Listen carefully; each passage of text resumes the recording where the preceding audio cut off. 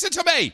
Adam Curry, John C. Dvorak. It's Sunday, September 8th, 2019. This is your award-winning Gitmo Nation Media Assassination episode 1171. This is No Agenda. Busting the Billabong and broadcasting live from Opportunity Zone 33 in the frontier of Austin, Texas, capital of the drone star state. In the morning, everybody. I'm Adam Curry. And from northern Silicon Valley, where we're watching Hurricane Dorian. It doesn't seem to be coming here anytime soon. I'm John C. Dvorak. It's Crackpot and Buzzkill in the morning. Yeah, but apparently it's going to Scandinavia. It's hit. It's already hitted. It's hitted the Scandinavians, and it's getting stronger. Yeah, it hitted Nova Scotia, and they brought the troops in, and now I guess now it's headed over to the British Isles. It's going to hit Ireland. It's going to go down the coast. Yeah, it take out most of the coast of France, and it's going to bounce around, come around in front of Spain. Oh, and it's all done by the Chinese with their weather modification technique. Finally, we agree on something. Somebody's finally got a hold of this. They got their steering wheel. They're moving this thing around. You know what it's going to do? It's going to decimate everything in its path. Decimate. Just decimate. Decimated. Decimated. Decimated. Decimated. Decimated. And people from the island of Abaco are now taking refuge in Nassau after Hurricane Dorian decimated their homes. We get our first glimpse of the decimated Bahama Islands from the air. Nature's fury has decimated it. Marsh Harbor and the northern part of Abaco is completely decimated. Parts of Abaco are decimated. It's a minor bitch that I have at this time in life. We both have. The show had. This is not minor. No, but we gave up on it. We gave up on this a long time ago. Well, who knew it was going to make such a comeback? And then how can you use the phrase? Well, why don't you back up and give people the definition of decimate? Yeah, decimated technically means 10% is gone. Yeah. Not it's been cut down to 10%, and think about it, decimated. 10, it's been 10'd. So they took 10% off. And this comes from, isn't this from Roman times that they use this? It's Roman, yeah. Yeah. So when they go and decimate, they'd come into some area and they'd kill 10% of the people. Now, to say completely decimated, that's even better. Does that mean it's accurate to 2 decimal points? Yeah. 10.00? Yes, it's right on the nose. Completely decimated. And I think it's okay if you axe for decimation. Otherwise, it's just devastated would have been better. Devastated would have been probably correct. And we're making light of it, but holy crap, decimated, please. Yeah, so when you hear the word decimated, think of the No Agenda show. Yes. And remember that it means 1 out of 10. It means 10% decimated. Yeah. Ever since the two of us together, we discovered it's not anything to discover. We're gonna get a plaque. Hey, you idiots are using the word wrong. It's like 8 years ago. I think so. Yeah. And so we started, and I guess we went on a little rampage about it, and nobody paid attention. So they're still using the word improperly. Let me see if it's decimated. Let me see if they still. No, it's changed a little bit. Let's go to Merriam-Webster, which I think we've used consistently. So now, definition of decimate: to select by lot and kill every 10th man. So that is the correct definition. Yes. Or to exact a tax of 10%, to reduce drastically, especially in number. So now it gets a little funkier. Yeah, and so that's 3A, and 3B is to cause great destruction or harm too. So the language is changing. It's a minor new. Yeah, it's changing. Minor and new usage. Yeah. I don't know if that's as bad as Sharpiegate. But we were done with it in 45 seconds, so we're done. We're done with bitching about decimated. But this Sharpiegate thing, I'm sure you followed this or you heard about it. No, I did not. Oh, brother. Call it Mapgate 2019. The question this morning, did President Trump show a doctored map hoping to prove he was right when he warned Hurricane Dorian would hit Alabama? The president displaying that map in the Oval Office. That was the original chart. And you see it was going to hit not only Florida, but Georgia. It could have was going toward the Gulf. That was what was originally projected. and it took a right turn. Take a closer look. The black line projecting that Dorian would move from Florida to Alabama appears to be drawn on by a marker. Here's the original issued last Thursday by the National Hurricane Center. Alabama in the clear. President Trump has repeatedly insisted Alabama was in Dorian's path. Alabama could even be in for at least some very strong winds and something more than that. The National Weather Service even forced to correct him, saying Alabama will not see any impacts from Dorian. But he's still not backing down. I know that Alabama was in the original forecast, but Alabama was hit very hard and was going to be hit very hard along with Georgia. Now FEMA and NOAA referring all questions about the seemingly doctored map back to the White House, where President Trump said he knew nothing about it. So this was. Hold on a second. I know about this event. I didn't know it was called Sharpie Gate. Well, first of all, the fact that this is the national conversation on the so-called news while the Bahamas are decimated. What do these people have time for? By the way, I used a photo in the last newsletter that was a Sharpie Gate type image because there's a bunch of these memes going around. And the one I put on the newsletter is quite funny. But this is this is kind of a mountain out of a molehill, kind of a... Well, just looking for anything, I guess. I don't know. And my favorite one, I think, was one of the newspapers said, it's illegal to mark up a map like this. Yeah. What? But it's illegal? But NOAA actually came out and said, yeah, actually, the president's right. That there was an actual 10% chance, 5 to 10% of Alabama. Yeah, with all the spaghetti stuff that came out, sure. And that's another thing that is so fantastic. No one in the mainstream bats an eye at 15 spaghetti string so-called models, none of which actually appeared to be correct, at least not initially. That's okay, but then, this little extra line, which I don't think Trump drew that. It's maybe he did. Who cares? The fact that it's news. And what was the point of him, vouching for Alabama so much? To distract from the fact that this was a Chinese weather weapon that we're combating, maybe. Oh, let's not look at the second half of show. No, okay, should have saved it. Okay, Yale site that good, they'd already be wiping us out. But this went pretty far. Yale psychiatrist explains the dangerous mental pathology behind Trump's unhinged Sharpie Gate fiasco. I mean, they're really taking it that far.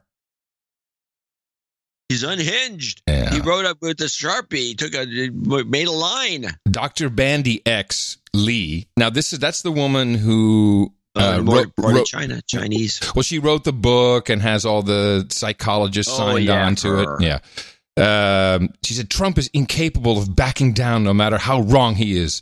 In a sense, becoming his own worst enemy, and the ramifications for the country beyond one silly viral moment. So anyway, that's the news, everybody. That's what the news is doing. Is they're talking about Sharpie Gate, and meanwhile, Scandinavia's getting decimated. Or at least parts of it. I don't think one of the models, maybe. I mean, I have to go back and look, because I do have that spaghetti chart somewhere in my files. Mm-hmm. If any of the models showed that thing just taking a right and bouncing up the coast, hitting North Carolina, then hitting Nova Scotia. That's pretty much of a long shot model. I'm curious if it's there. You should go back and take a look at that. I will. Because it's, do we have a lot of... I mean, they had models going every which way. Yeah. Hold on a second. Do we have a lot of echo today? You sound echoey to me. Maybe not. What do you think, chat room? Do I sound echoey? So we're witnessing something, moving along here. We're witnessing something in real time, which is fun to watch. True manipulation of the media and by the media and by PR consultants and lobbyists to change perception and usher in laws that solidify a small number of large companies. Sounds familiar, I'm sure. But I wanted to get this out right away because this is something that I want everyone to be aware of and to watch because it's really fun when you understand how it works. And how long have we been tracking the vape wars? About 3 years now, maybe a little longer? Well, it's ever since you met Dexter. Vape wars! I'm 18 years old. My lungs are like a 7-8-year-old's. Adam Hergenrader has been in an Illinois hospital for a week, sick from vaping. They told me if we didn't bring him in when we brought him in, his lungs would have collapsed and he would have died. The Centers for Disease Control has now identified 450 possible vaping-related illnesses in 33 states. Vaping is the only common factor in these injuries to date. Many individuals have reported vaping THC, the ingredient in marijuana, or other substances. The CDC says it's too early to point to a single common substance in all cases.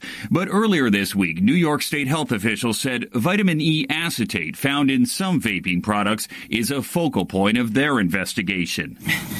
Like most who fell ill, Adam Hergenrader says he used THC vapes and also vaped nicotine in a separate product made by Juul, the largest e-cigarette maker in the country. When I first started juuling, I didn't know what nicotine was, so I just thought it was just a vape juice. In a statement, Juul Labs said the ingredients of our products do not include THC or vitamin E compounds like those found in THC products. Regardless, health officials warn, don't take chances. Folks who really should consider not using these products, not vaping, until more is known about what is causing these lung injuries.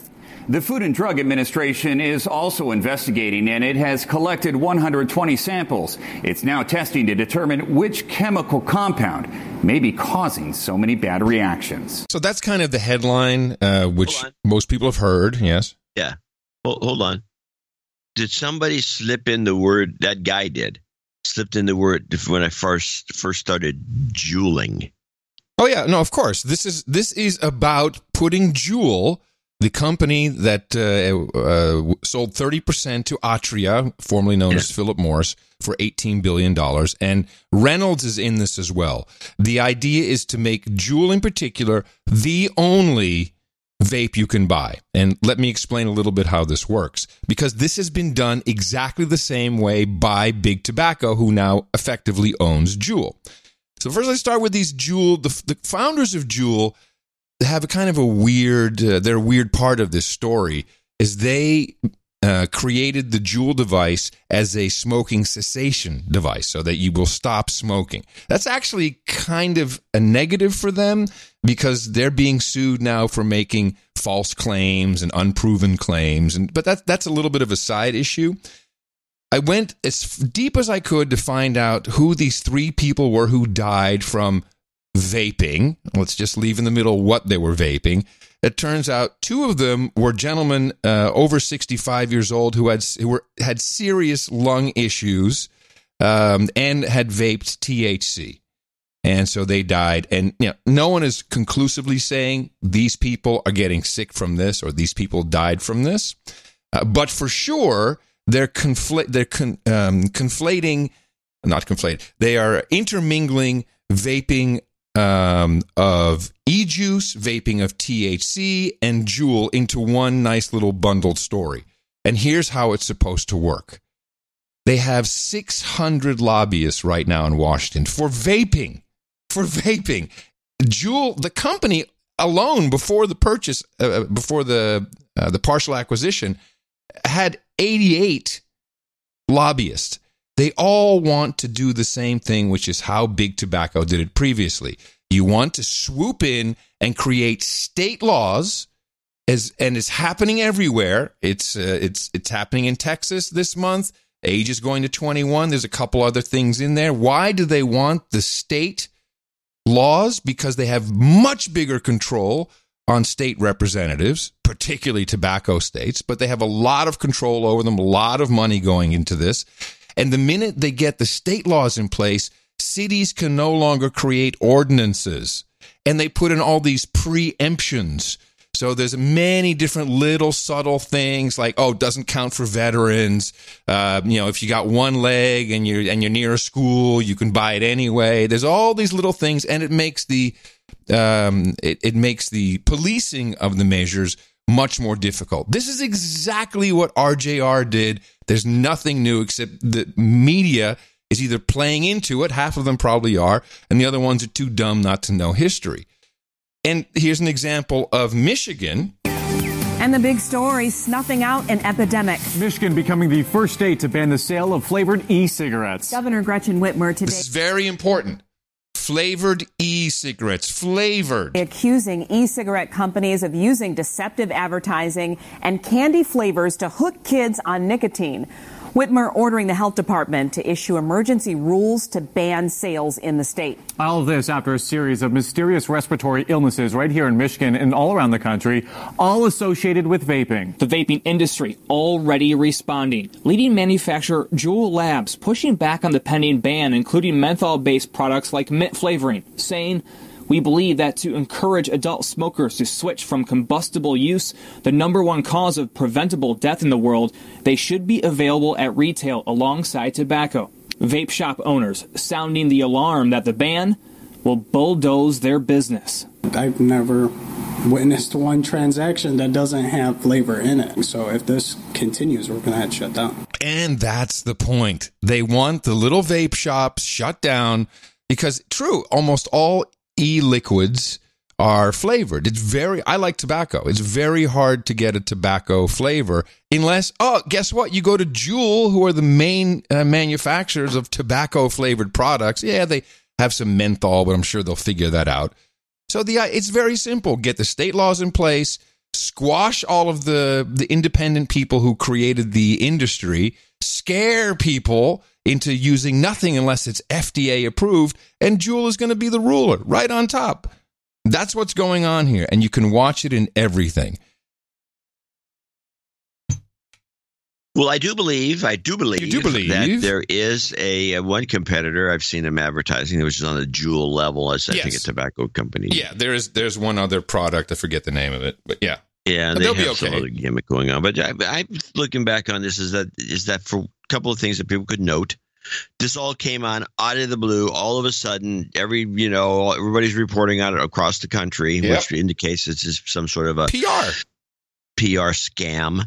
And the other thing was, remember just 2 or 3 years ago when the whole scene was just really, I wouldn't say vibrant, but it was rocking, and there was all these shops everywhere. And that's when those guys had these, 25-volt DC boxes that they'd breathe, this is the giant vape cloud, and they blow it out, and it would fill a room with smoke. And you see this.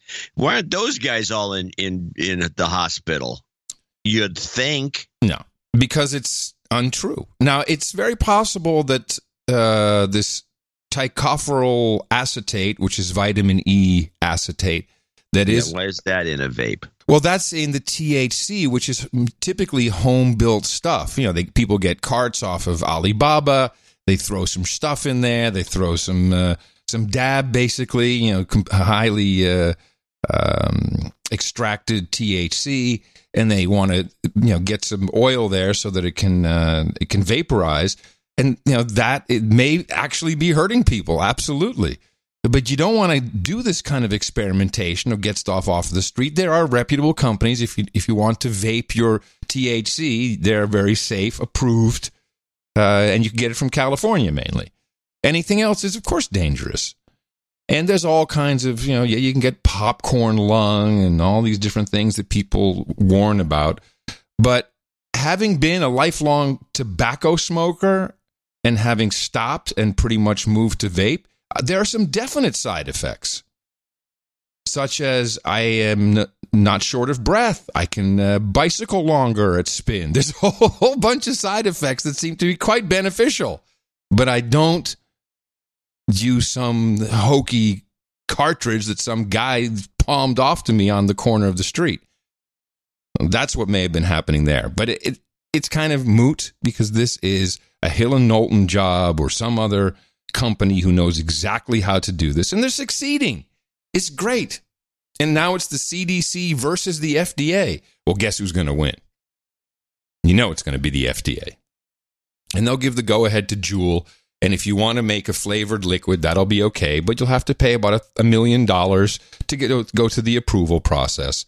At least that's what Juul will set it at. So no one else can compete.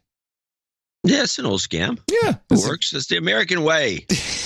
And just like the marijuana industry, you can totally ignore it. You can make your own e-liquid at home.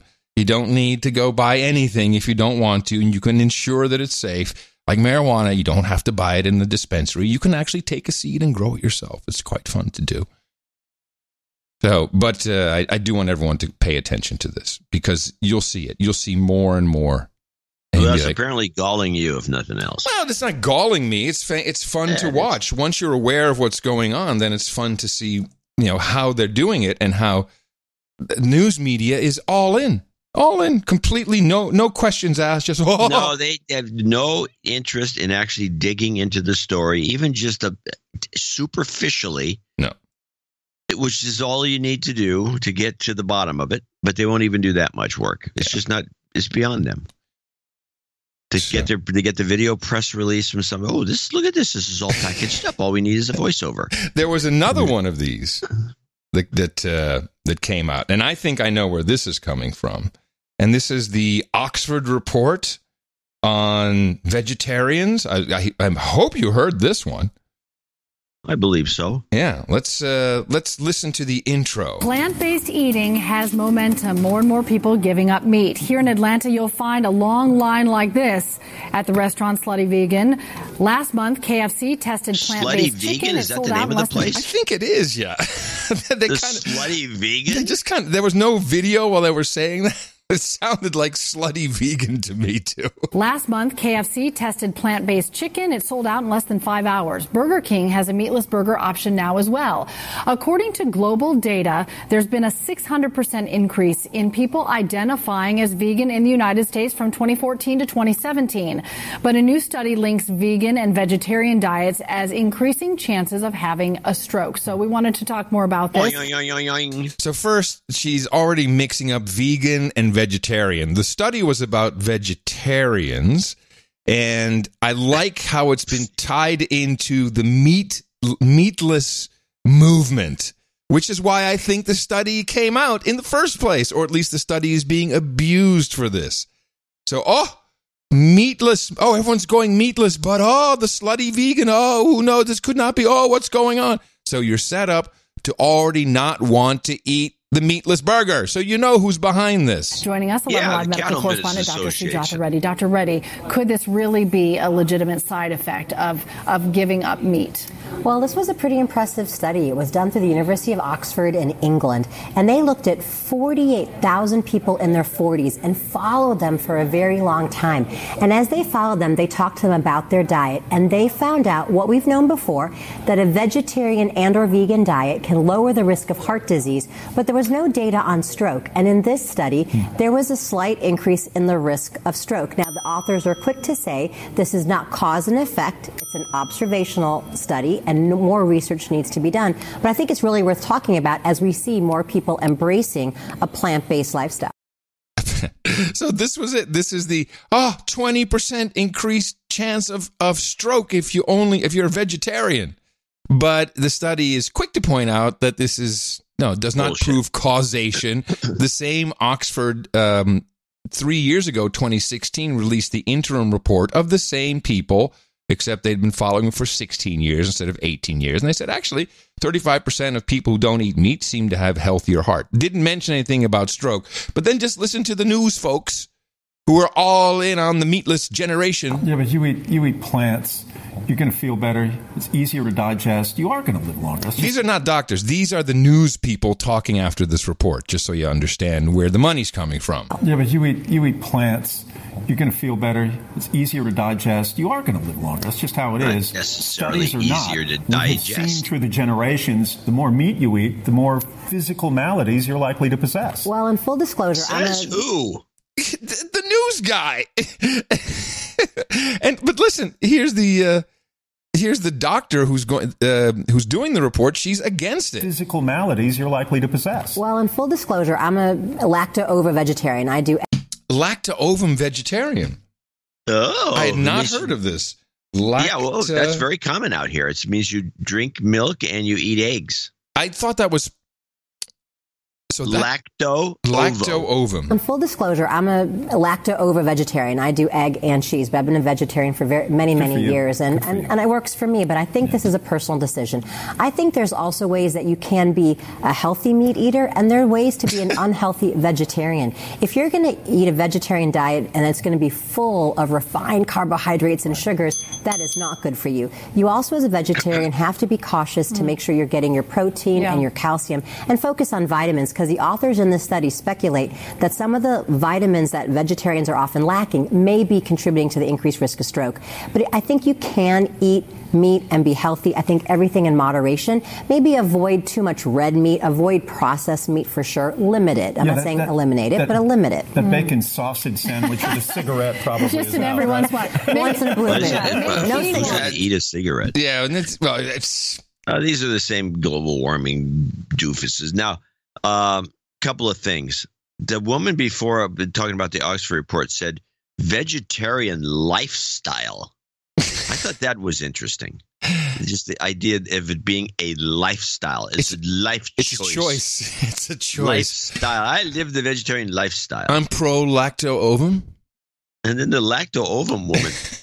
I mean, why don't you? Could you slip the word meat in there? I'm a vegetarian who eat. But it's like this commercial that's going around where this guy says, "Dude, he says to his wife in the Volkswagen." It's a funny commercial on the West Coast for 76 products, and it's a couple of hipsters, and one of them says to his wife, he says, "Do they have a vegan menu?" To the restaurant they're trying to find. She says, "No, you're not a vegan." He says, "I am a vegan when I don't eat meat." And so I think there's this flexibility going on like this. Like this is people are just kind of like, well, I'll be vegan for a day. Now I'm reminded of a story when I went to CeBIT once with this guy, with a group of people. And one of these guys was... Wait, CeBIT, is that the computer conference in Germany? Yeah, the big giant one in Hanover. And so this guy is an adamant vegan. He's a vegan. And he made a big scene about it. And he was a big fat guy, which you run into in tech. And but he was a fat guy with a big gut. And I'm thinking, this guy's a vegan. You should be skinny as a rail. I mean, I don't get it. And so I went to breakfast one morning, and there he was. Eating the candy bar. What did you think his breakfast consisted of? Candy bars, cereal. Well, not candy bars, but nothing but Danishes, like a pile of them, like 10 or 11 cinnamon buns. It's like his main diet was cinnamon buns, and this was veganism to him. Are you sure he was a vegan? Well, he said he was, and he made a big stink about it. And how it would be better if everybody was. This is political, you know. Yeah. Well, I don't eat meat. Well, we have dueling factions here. We have the meat people. Yeah, as you said, the cattle ranchers, whoever. Cattlemen's Association. Whoever the meat people are, and the meat people are fighting the meatless movement. And you know what? Sure they are. They should be. And they better. That's their job. Yeah. They have these associations. You pay into these clubs, and they're supposed to do that business, and so they're doing something, finally. Yeah. Finally. Yeah. Now we're all for meat. I guess I am for meat, actually. We cooked some meat last night as a birthday gift. Tina and I took a cooking class. What kind of a gift is meat? It's a great Happy gift. Birthday, dear. Here's some meat. No, I went to a cooking class.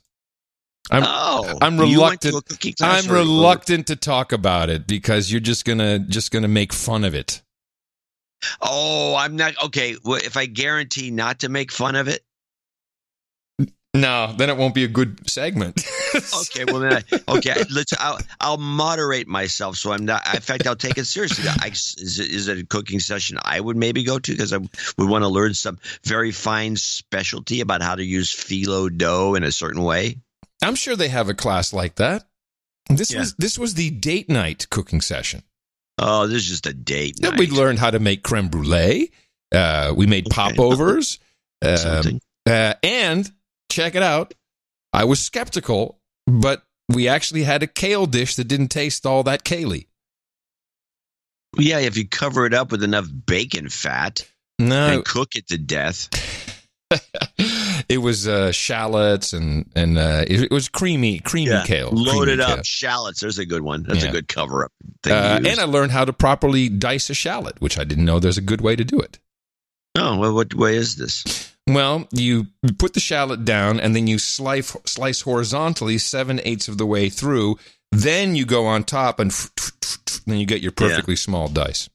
Yeah, it's done with onions too. The same thing. Oh no, I'm sure it's more. It was new. I learned that, and it was good though. It was fun. You're doing that there with a couple other people, and you're drinking wine, and it's fun. It was. I had a very good time. It was a lot of fun, and we made a beautiful piece of meat. What was the meat that I thought you were making popovers and dessert stuff. Yeah, that was all there too. So it was a nice. What was the meat that you had? What was so special about that? Well, that we cooked it. It was, it was like a. Yeah, you cooked meat before. It was of course. I mean, I cook the meat the same way, except I do it in, I always sear it on each side, and then into the oven it goes in the cast iron skillet. And that was basically the same. So there was nothing new for me there, other than the topping, which was this huge butter and more shallots and seasoning, and just melted all over it. It was so good and not very vegetarian. I'm glad you got out. See, it's no fun if you don't make fun of it, then it doesn't work. Well, there wasn't that much to make fun of. Yeah. I mean, putting butter on meat is not that new of a There concept. you go. There you go. There it is. But you walk out, it's done in this place called Sur la Table, which is kind of a Williams-Sonoma. Sur la Table, that's the Berkeley operation. Yeah, you got Berkeleyized. Yes. And then you walk out, you're like, hey, I really want that knife that I just used. That pepper thing, that was kind of good. Price full retail. Yeah, sharp knives save lives. Yeah, they got one of those operations here on 4th Street, and they got one up in Seattle, and there's a couple more on the West Coast, I think. Yeah. But Boston's an obvious place for the suckers to go there. Yeah, no problem. Makes sense. Suckers. It was a fabulous evening. Yeah. Well, happy birthday. Thank you. What were you doing, meanwhile? Hopefully you were prepping for the show while I was off cooking I was meat. watching football. Oh, yeah. It's the beginning of the new college season. Yeah, okay. I got to watch Oregon rack up 77 points. Wow. Doesn't mean anything to you, but it means a lot to me. But I was also trying to follow what's going on with Brexit, which I do want to talk about for a minute. Yeah. And the reason is because I didn't realize this because I hadn't followed him, but on Twitter, Boris Johnson is doing a Trump. Oh? He's up the ante, I think, and Trump is following suit. Boris puts on videos. He's much like Adam or Scott Adams or OJ. You mean like really like OJ? Like really shitty videos? They're pretty shitty, yeah. Just a selfie, but it's like, hey everybody. So he's got. Does he actually start off with "Hey everybody"? That would be great. It's close. It's close. Yeah, not quite. He doesn't have the little singing at the beginning or. OJA Twitter world, right? So, so this is Boris Johnson. This is a long clip, and it's a little. I think it's slightly dull because he's a Brit, and so he speaks, with this kind of style that is like, ugh. But he does go on and he makes his case for what's going on regarding Brexit. It's a little bit of bullshit. We heard the Farage clip last show about him, sneaking over to Brussels to try to do a deal. Here is Boris Johnson on Twitter explaining himself. Hi folks, a lot has happened this week and I wanted to update you. I've been negotiating over the past 5 weeks to get us a new deal. EU leaders were willing to negotiate a deal because they knew we're going to leave on October the 31st, deal or no deal. Last night, Jeremy Corbyn and others voted to wreck the chance of a deal. Their new law tries to force the government to go to Brussels, beg for another delay until 2020, or for as long as Brussels demands. People don't want another pointless delay, but this law is even worse. Brussels could demand that I hand over billions of your money in return for this pointless delay, and I refuse to do this. My view is that if Parliament tries to force another pointless delay, and I refuse to do that, then voters should decide what happens next. And people can choose. Jeremy Corbyn to be Prime Minister, go to Brussels on the 17th of October to delay Brexit again and do what Brussels wants. Or people can choose me to go to Brussels on the 17th of October, try to negotiate a new deal, and I'm confident that I can, but to leave on the 31st of October in all circumstances so that the country can move on. Last night, Jeremy Corbyn voted to stop you, the public, deciding this. He's now voted to destroy the negotiations, to delay again for no reason, and to stop you deciding whether we delay or not. It seems to me he doesn't trust you to make this decision. I do trust you. It will be totally wrong for Parliament to force another pointless delay without your agreement. So if you want Brexit sorted out before October the 31st, then please ask your MP to vote on Monday so that you can have your say on who goes to Brussels to sort this out. Me or Jeremy Corbyn. Thank you. Now, that was actually pretty good. I appreciate what he's doing. But where are we exactly? It's not entirely clear to me. What is the status of everything now? It's not entirely clear to me either. I can say that, apparently they're pushing and pushing and pushing to extend the date again. Well, yeah, I understand that. Half of his ministers have been fired just over the last few days. They've been firing him left and right because they've been turncoats. I just want to hear his call to action again at the end. Let's see what he wants people to do. Force another pointless delay without your agreement. So if you want Brexit sorted out before October the 31st, then please ask your MP to vote on Monday so that you can have your say on who... Right, so Monday is when the Parliament has the vote. And then, then if that law passes, then Boris is basically screwed. He can't do anything. Then he's locked. He's locked out. Locked in, locked out. Yes, it was locked somewhere. I think it was Comic Strip Blogger, of all people. So take that with the authority of which it comes. Said that the plan, and remember, there's a Cummings is running the campaign. That's the guy who ran the Brexit campaign. That's the smartest guy in the room type algo meister. So, and he's running a lot of this for Boris Johnson, and you don't hear much of him. But apparently, the idea is for Boris to refuse the law, be held in contempt. That's what he hinted at in the little Twitter speech, and then go to jail. And then the Queen would pardon him, he'd come out, and then he could do whatever we do because the date is passed and he is in charge somehow. So there's some strategy which sounded pretty wild to me. Kind of like, I don't know. It's a there's all kinds of possibilities, and it's not beyond Boris Johnson to pull a wild stunt. It would make things a little more exciting. Yeah, because this is not really working for me. We don't have any excitement happen. And there's got this another vote coming up, and you got your prediction on the line. Well, that Boris won't make it happen. Yeah, that's my prediction. He will not make it happen. Let me see. I had this. Of course, what's more interesting to me is the propaganda that goes around. And this was a piece. Where was this from? I think this might have been BBC, of course.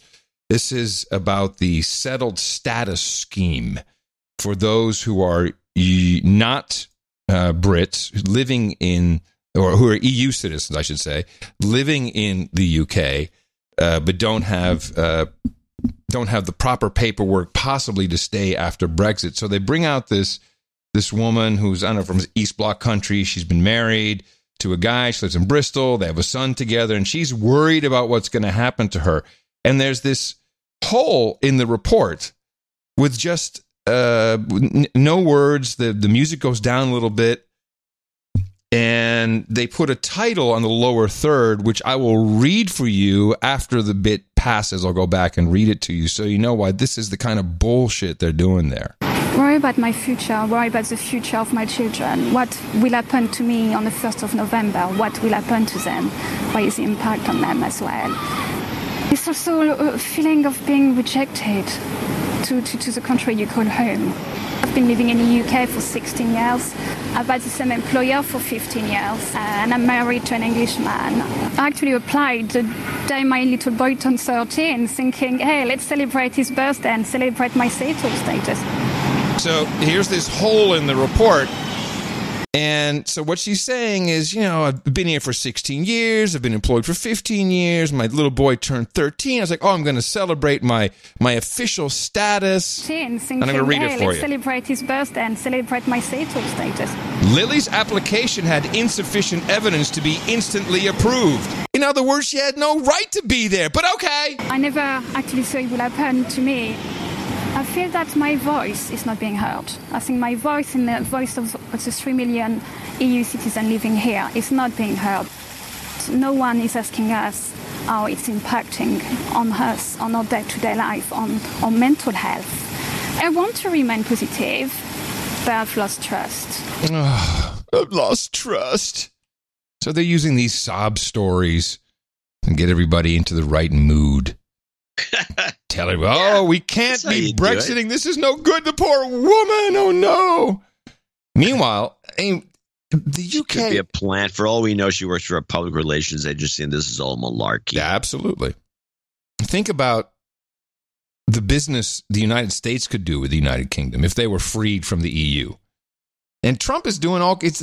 Now we have 20... Was it tariffs? 100% tariffs on dairy goods and even some Gouda cheese, which is kind of upsetting to me. It's one of my main sources of protein. So that's EU sanctions going up. I think the US and the UK could have fantastic trade. We could make them our manufacturing base. Put those Brits to work. Yeah, we're going to put the Mexicans back to work. Oh, really? Yeah, that's what it looks like. And some Canadians, too. Mm. But it's just this whole thing is dragging on too long. I can't believe the public. When's the redo? That's what they're going to have to do. Yeah.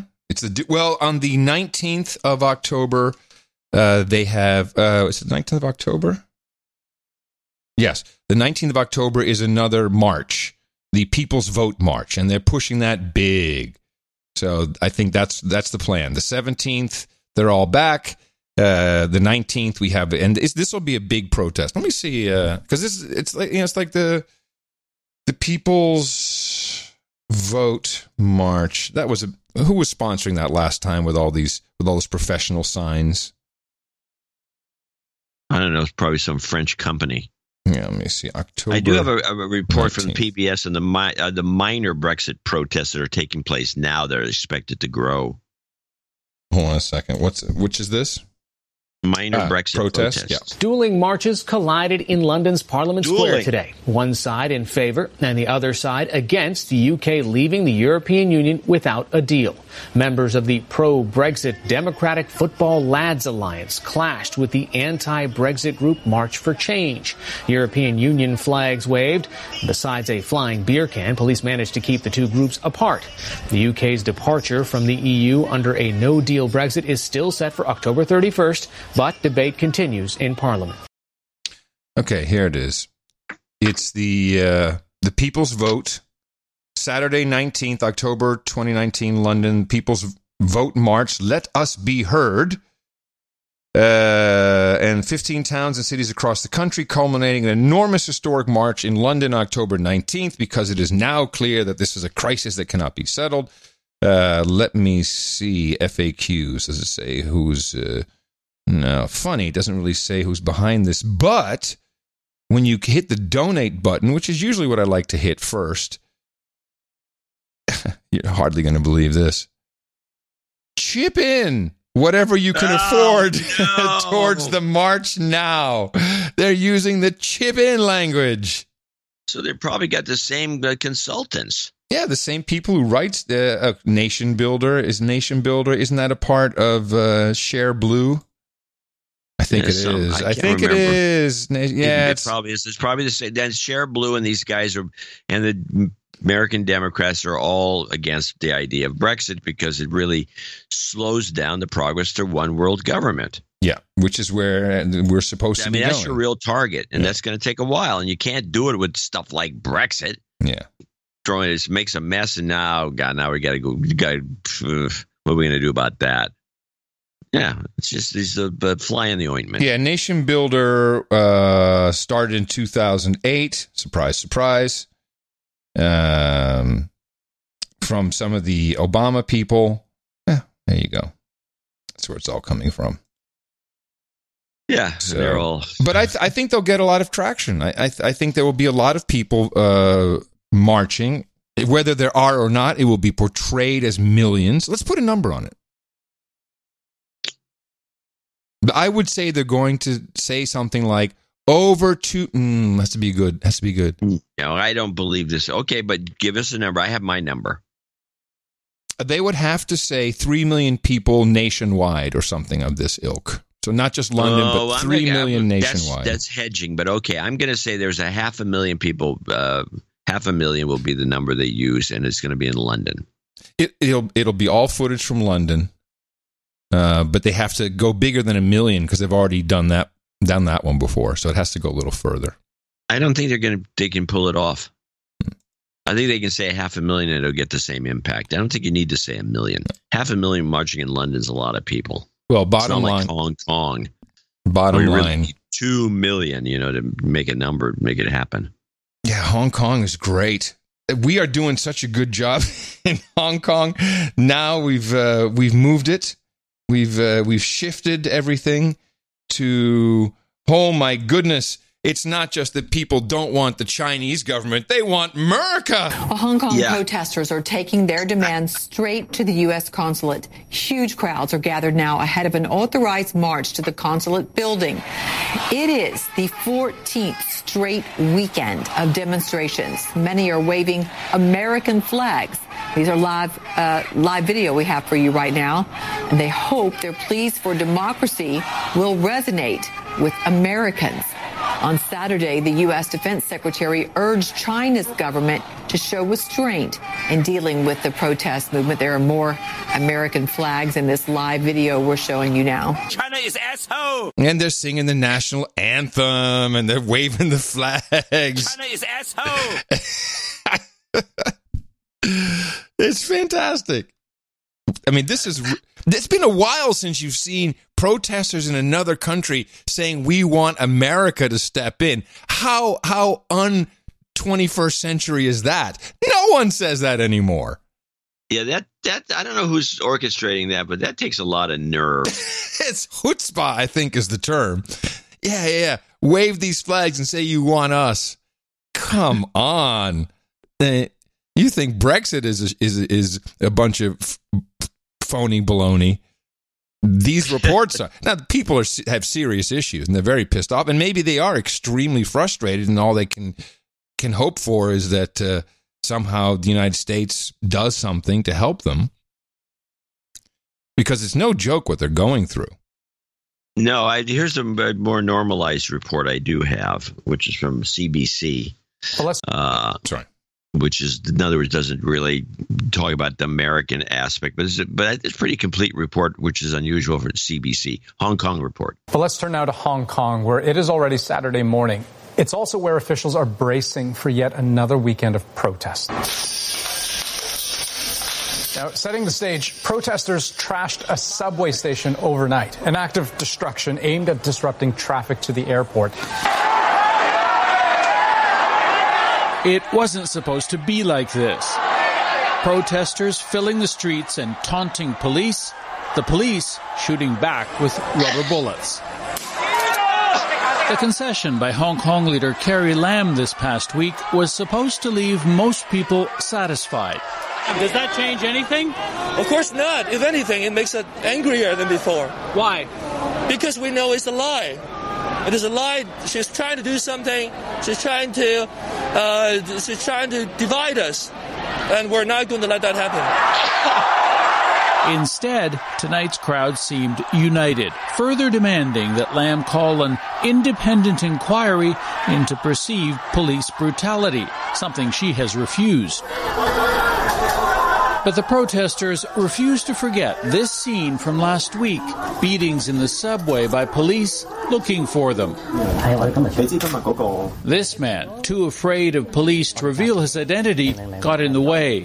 Today, he showed a handful of reporters his bruises. He insists he was just a passenger. I was pushed to the floor and beaten with their batons, he says, called a cockroach. That anger spilled onto the streets here again tonight, met with police warning flags. So they're moving away from the police station right now. There's been a black flag, meaning tear gas is coming, and an orange flag, meaning there could be shooting. Right now, they're trying to get everybody who doesn't have gear, doesn't have equipment, out of the danger zone. Indeed, the tear gas came quickly after, as did more shots. The police did manage to regain control of the streets, but as they left, jeers from bystanders showed they have not regained Hong Kong's respect. Yeah. Now, we had one of our producers wrote a nasty note in saying, this is interesting and all, but why is there so much emphasis just on these Hong Kong things when the Yellow Vest Revolution in France has been going on consistently, predating this. Yes. And continuing to this day, and there is zero news coverage of it. He's leading him to believe that this is like, staged, not staged by any means, and so far as it being a fake, but staged by the American public relations machinery to be promoted. Of course. Just to embarrass China. Well, we have to promote the right story at the right time. Yes, and there's nothing good about these protests in other parts of the world which are going on. And there's nothing good that can come of it for us as in general. Well, let's be factual. This is only about what we're shown, and that's a downside to the type of show we do is we can really only respond to what is out there. Although, again, I'm dipping more into podcasts and other alternative forms of media because it's so boring what the mainstream is doing, and it's just to just regurgitate. Same story, do it again. Yeah, you see the same thing at every news outlet. Bang, bang, bang. Exactly the same thing. It's like you brought that up with the Sharpie Gate. Mm-hmm. How is this a news story at all? It's not. It should not be the lead. Cares? Should not be the lead when people are being decimated. The decimation of Nova Scotia. And then there was this report I had, and of course I can't try it anymore, and I won't try it. Bridgeify is the app of choice now for the Hong Kong protesters, since they were doing using all kinds of different apps to communicate with each other. The smartest one I thought was Pokemon Go, where they were using the DM feature, the chat feature, to communicate. But now apparently they're using Bridgeify, which is a Bluetooth peer-to-peer chat app. Which I don't know, and again, I can't try it. I will not try it on anything I have. I'd like to know how it works. What's going on? What else is it talking to? They think it keeps them safe. Now, I don't see how it keeps them safe. Is there some kind of encryption? Can you identify people? Could a law enforcement official come in and listen along? I don't know. But the idea is cool. But Bluetooth is one of the number one snooping mechanisms used at retail. It's got your Bluetooth on. Oh, we know exactly who you are. All that data is known. Don't know. Yeah. Well, maybe one of our producers can give it a shot, or maybe we have someone in Hong Kong who can tell us. Or just get somebody to break it down for us. Yeah, I would like to know. We have plenty of guys who can do that. Yeah. I can't contaminate my cloaked iPhone 5. Why don't you use Tina's gear? I tell you, she hates the fact that she has to have gear. But, her job requires her to have some stuff with her on the phone. And, of course. But I'm always like, hey, try this. No. No, she's taken most things off that she really doesn't need, but she has to have some social media apps on to complete the job. But no, thanks. Maybe I'll ask the millennial. I'll ask the millennial. She'll do it. Ask the millennials. They'll be glad to help. She got this app, which is the 5% Club, which I actually kind of like this. When you can enter a special chat room when your iPhone battery is below 5%. And so you just have people chatting with each other, but I'm at 4% now. I'm about to go out in flames. And they have these huge rallies around people dying with really their battery going, but them kind of dying in real time. Armageddon is upon us. Well, that's the silliest thing I've ever heard. It's funny in a way. But, yeah, it just goes to show. Wrapping up this first hour with a few unhoused pieces. I told you about the town hall that we had in Austin, which was at Edwards University. And again, the mayor was there and a couple of council members. And it was not quite as clean. It was a little rowdier than we thought, or than previous town halls had been. And I said that there was someone who got kicked out. It was actually Owen Schroyer from InfoWars, who does, what is it? He has a show, The War Room, I think is what it's called. And I wanted to play two pieces here. One is, and this did parts of it made the news, but not as much, not the full minute, where he's just sitting there. He's got a camera, he's got his InfoWars mic, and he just stands up and starts yelling at everybody. And I thought it was kind of cool. Because they're dealing with just the perfect storm. Staff and I were there every week at the Arch talking with our social service providers and helping to provide support for a pilot program that I think helps point in the direction to where we need to go as a community. All right, I can't take this anymore. Nothing is going to change in this city with meetings like this. This is pathetic. Nothing is going to change in this city with meetings like this and leaders like this. This is pathetic. How many times do we have to have meetings like this? We should be sounding like me right now. We should be sounding like me right now, not like them. You want to know why nothing changes in this city? Because of bad leadership. Nothing is going to change in this city or your city with this bad leadership. This is pathetic. This is pathetic. Nothing is going to change in this city. And notice how every city he mentioned is run by Democrats. Democrats do this to cities. Nothing is going to change in this city with this leadership. Nothing. Absolutely nothing. We need a new mayor. Now, I like this because the expression on the mayor's face and the council is one of total lack of they just cannot believe that someone would do this in their holy presence. You can see them. They're like, oh my God, how dare this peasant?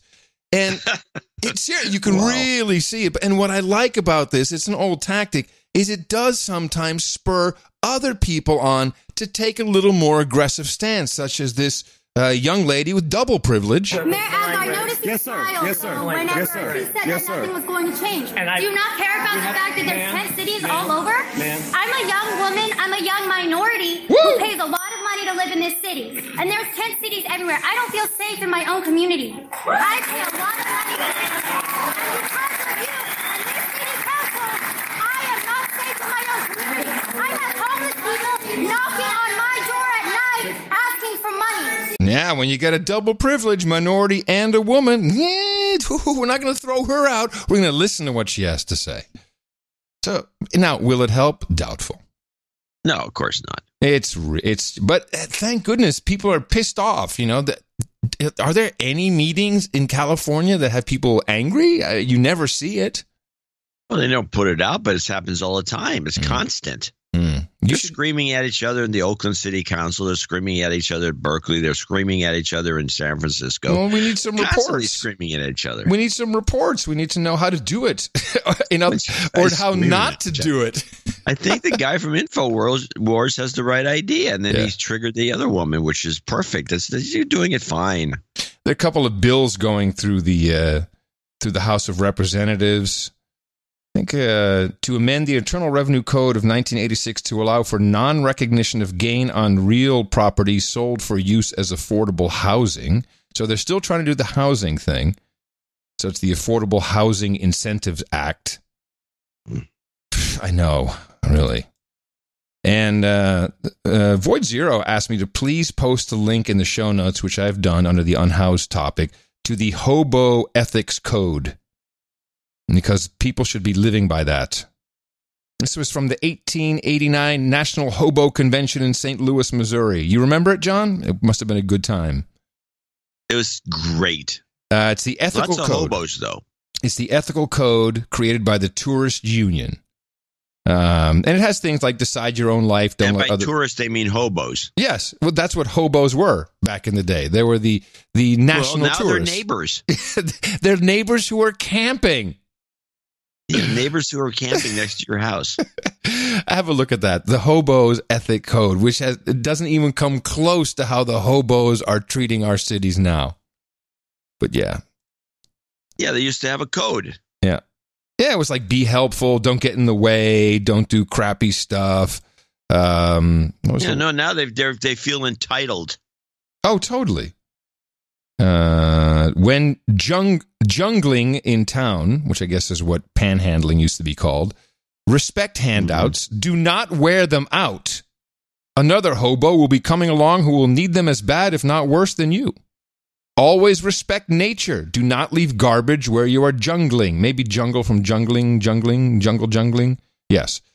If in a community jungle, always pitch in and help. Where it's the tent city. Yeah, tent city. Yes, jungling. Try to stay clean, boil up wherever possible.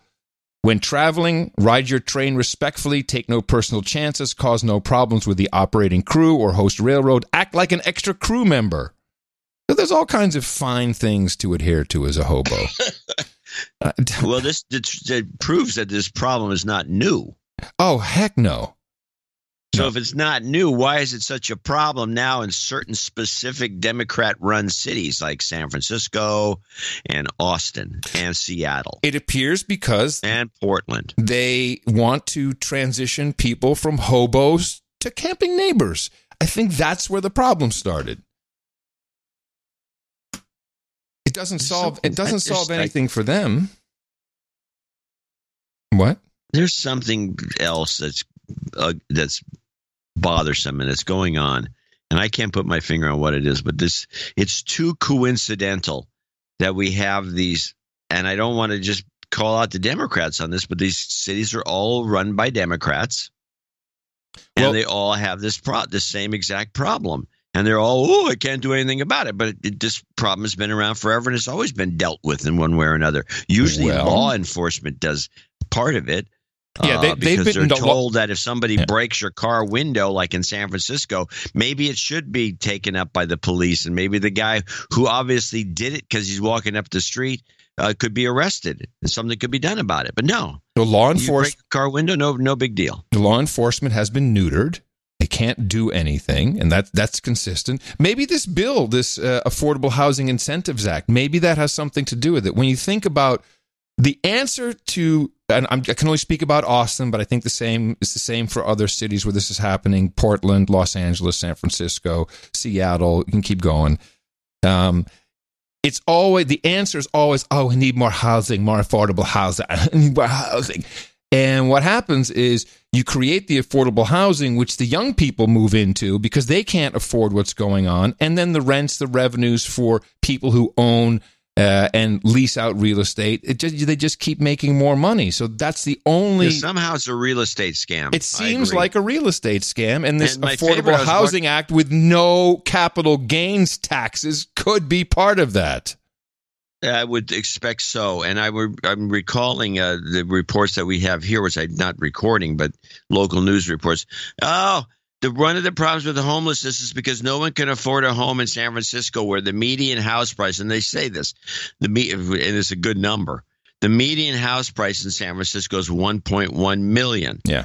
Well, that's got nothing to do with homelessness. Nobody can afford those kinds of rates unless you're, that's why most people don't live in San Francisco, unless it's, it's just not affordable at all. But but it's not affordable in a lot of places. It's not affordable in Beverly Hills. They don't have a homeless encampment there.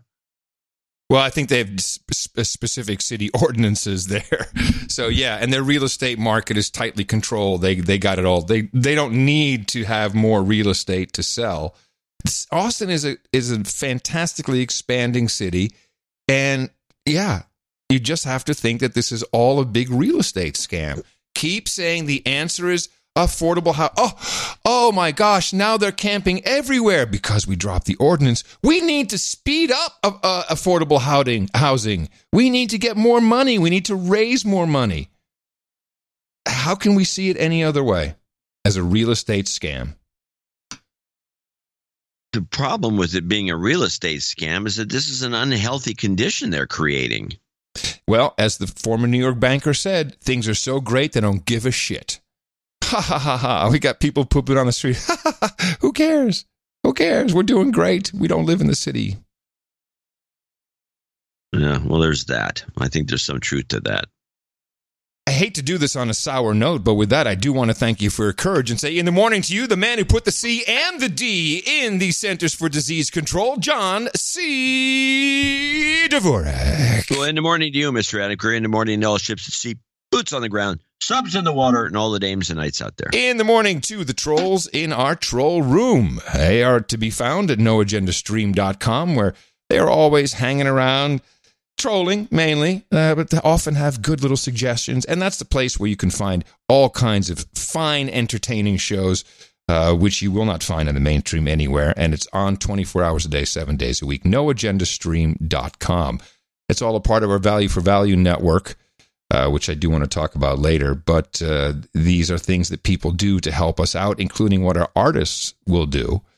And artists make album art for our podcast so that it's different with every episode. It has shown to be very effective with getting people's attention. And for I don't know if we've had this happen before. 4 times in a row now, one artist, the one and only Darren O'Neill, has scored. Mark JJ did this. This was, now we had quite a combo about this. And by the way, the title of the show was Generational Justice, and Darren's artwork was a typical, it was, that's interesting. It was the No Vaping Papers, Please sign of the bathroom, which did relate to the show. But there was a number of things, and we have the trifecta that we like to pull together, which is the opening clip, we want a title, and we want a piece of art. And if at all possible, we don't want them to be the same. And no crossing over. Now you wanted, and I had to. No, okay, so there were 2 pieces of art we liked a lot. I liked the Nick the Rat, where the kid was drowning under a sea of lies, which would be the climate hoax. And you made a compelling argument to say it's just not a great idea to have drowning kids as our artwork. Yes, that was, and you couldn't really argue that. I couldn't. You made similar points. But I could argue against your chosen title, which is Bongo Bongo Land. This was an error in judgment, but let's go back to Bongo Bongo Land, which was my choice for a title. And I said, that's an incredibly racist thing that Brits like to say. So I never knew this. Yes, Bongo Bongo Land. I thought that was just kind of an offhanded thing that this guy was bitching about because it came from a clip, Bongo Land. Yeah.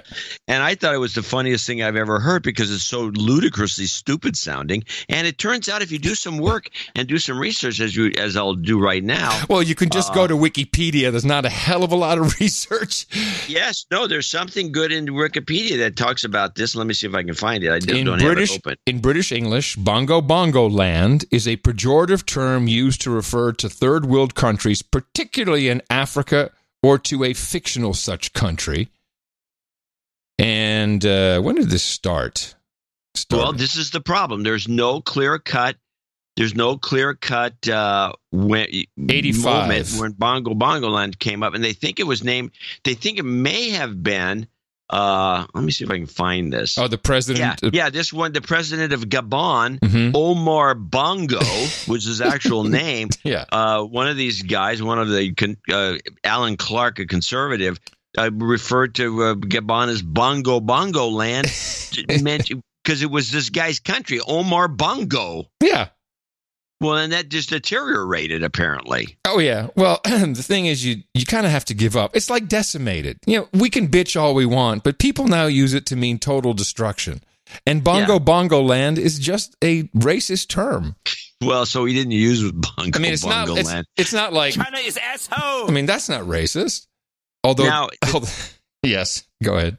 So the point is that's one of the things we should recognize about this show. I mean, the two of us are different personalities, but we both we're skewed enough off of each other that we can spot the errors. Yes. I mean, we both thank make goodness. them. Yeah, thank goodness. And it's like I would have used Bongo Land, and everyone would have been condemning me.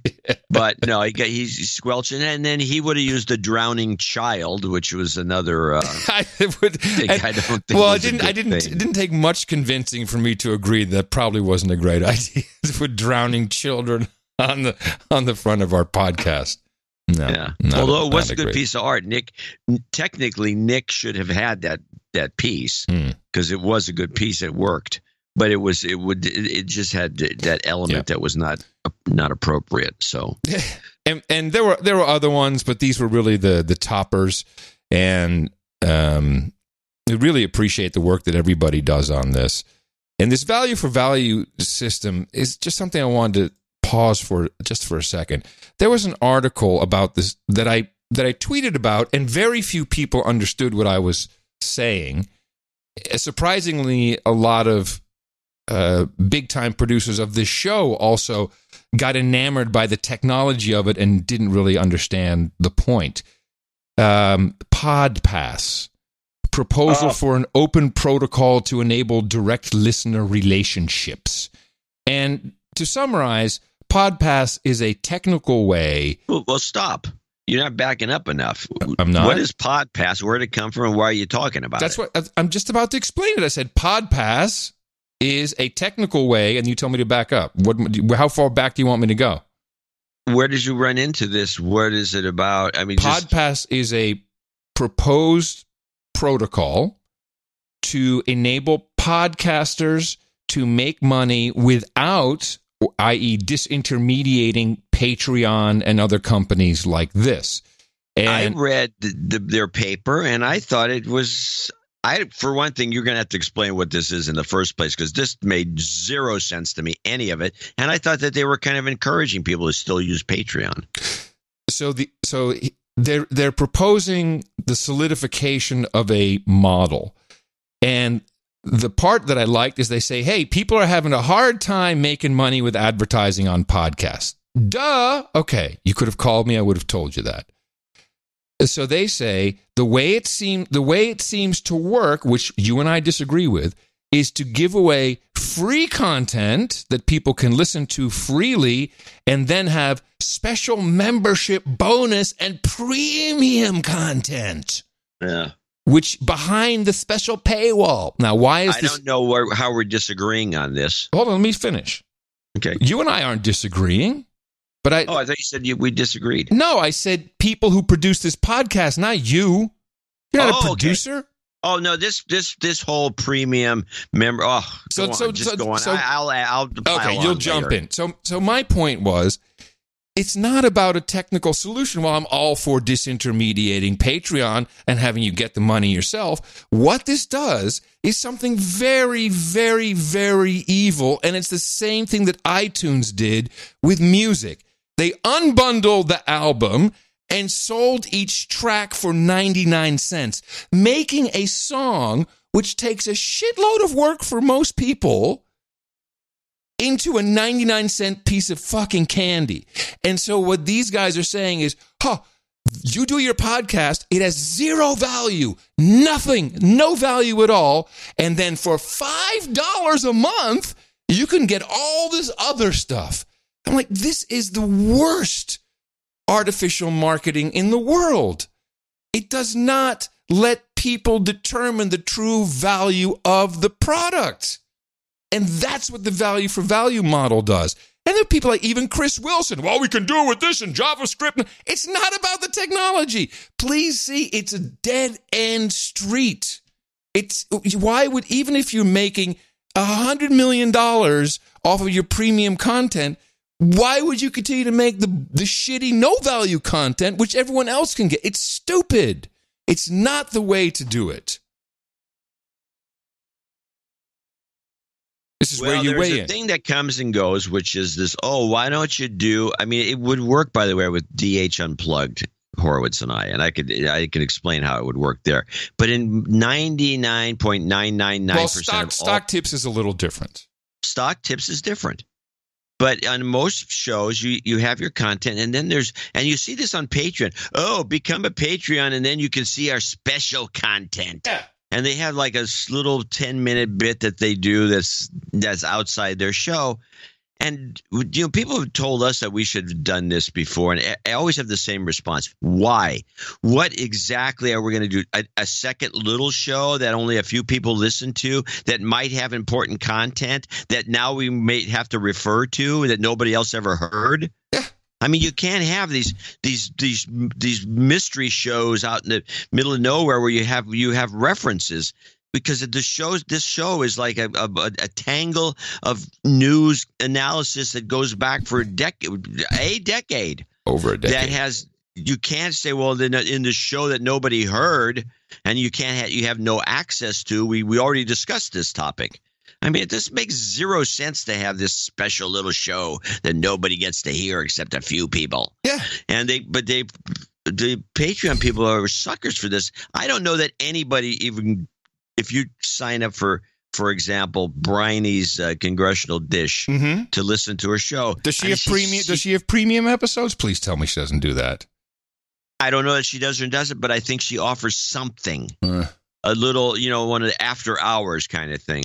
Bill, after the show, Bill Maher continues on the podcast doing the show, which is also free on Bill Maher. But I don't think it's free. You have to be a Patreon. I mean, but the Patreon people I know Tom Merritt, you get this, you get this, you get that, you get to listen to this you would never get to listen to otherwise. It makes no sense to do that.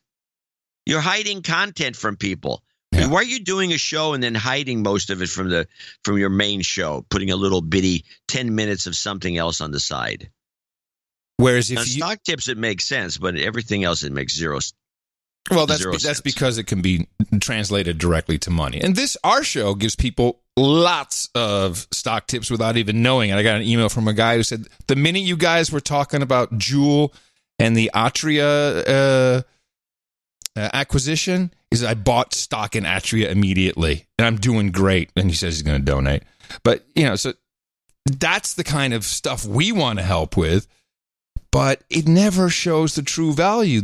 And that's why I was surprised that people got into huge technical conversations when I clearly said, what you want is you want the market. You want the people who produce the show with you to determine the value.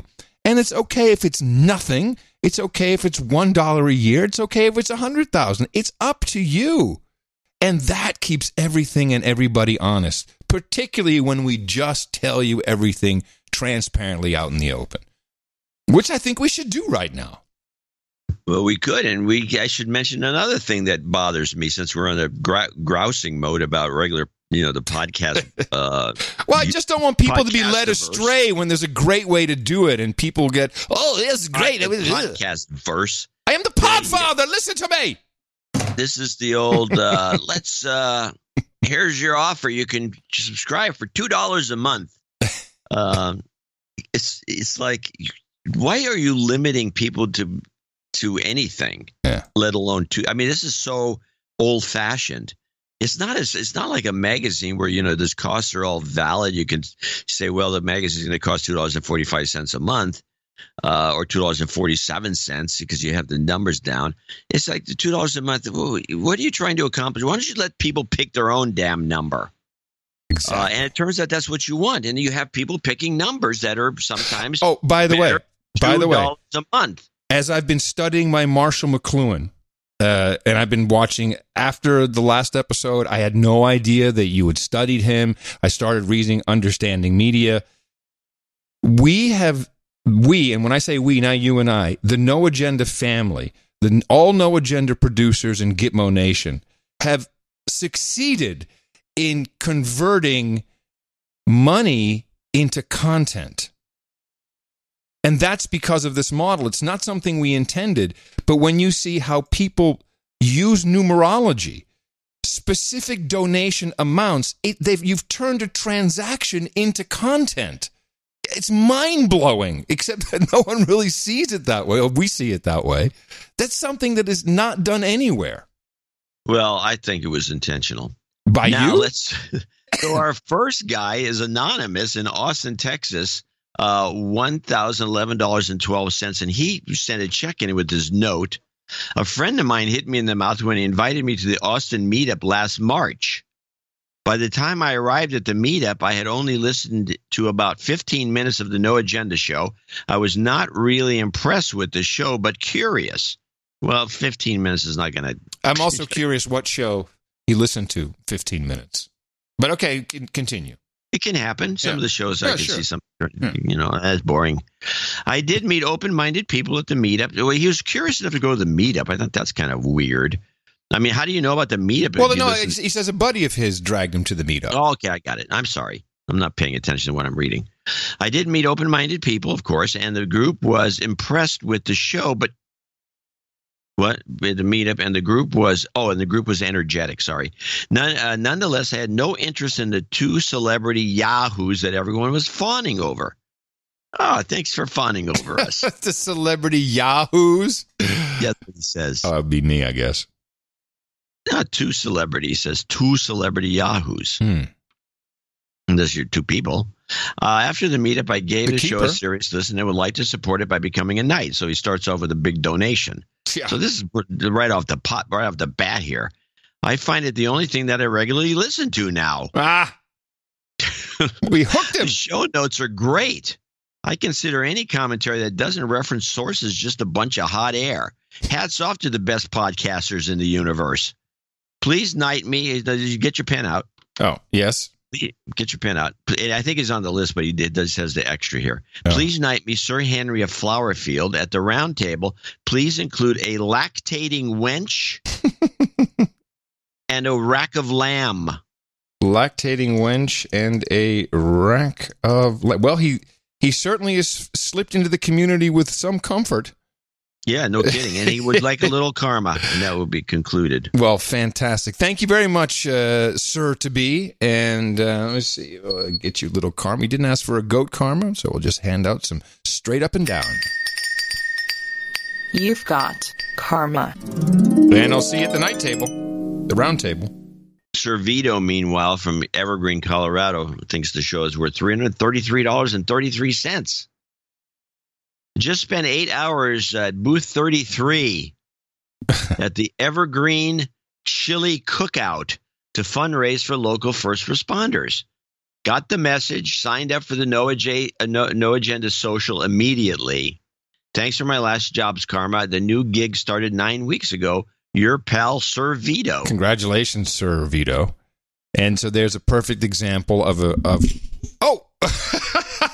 I did a JCD. Hold on. You dropped the mic? My mic came off the stand. That hasn't happened to me in a while. Oh, man. What are you doing? I'm putting it back on. There we go. Okay. Darn. Sorry about that. Yeah, jinxed. So there it is. There's a transaction as content. 33333. He got a 33. He got the message. Signed up for No Agenda Social. By the way, noagendasocial.com. Some people have said, well, I don't want to be a part of something that censors, because they've read something about Mastodon, and Mastodon itself, mastodon.social, says, we don't publish any Nazi websites. KKK, quadroons. But just because they don't list them doesn't mean that we don't work and doesn't work perfectly. So everyone's welcome to join. noagendasocial.com. And thank you, Sir Vito. That's really appreciated. First social executive producer would be Michael Howie in Calgary, Alberta, $265. Or $350. These guys had a meetup. This is the first Calgary meetup last night. Yeah. Yeah, they had a whole bunch of people there.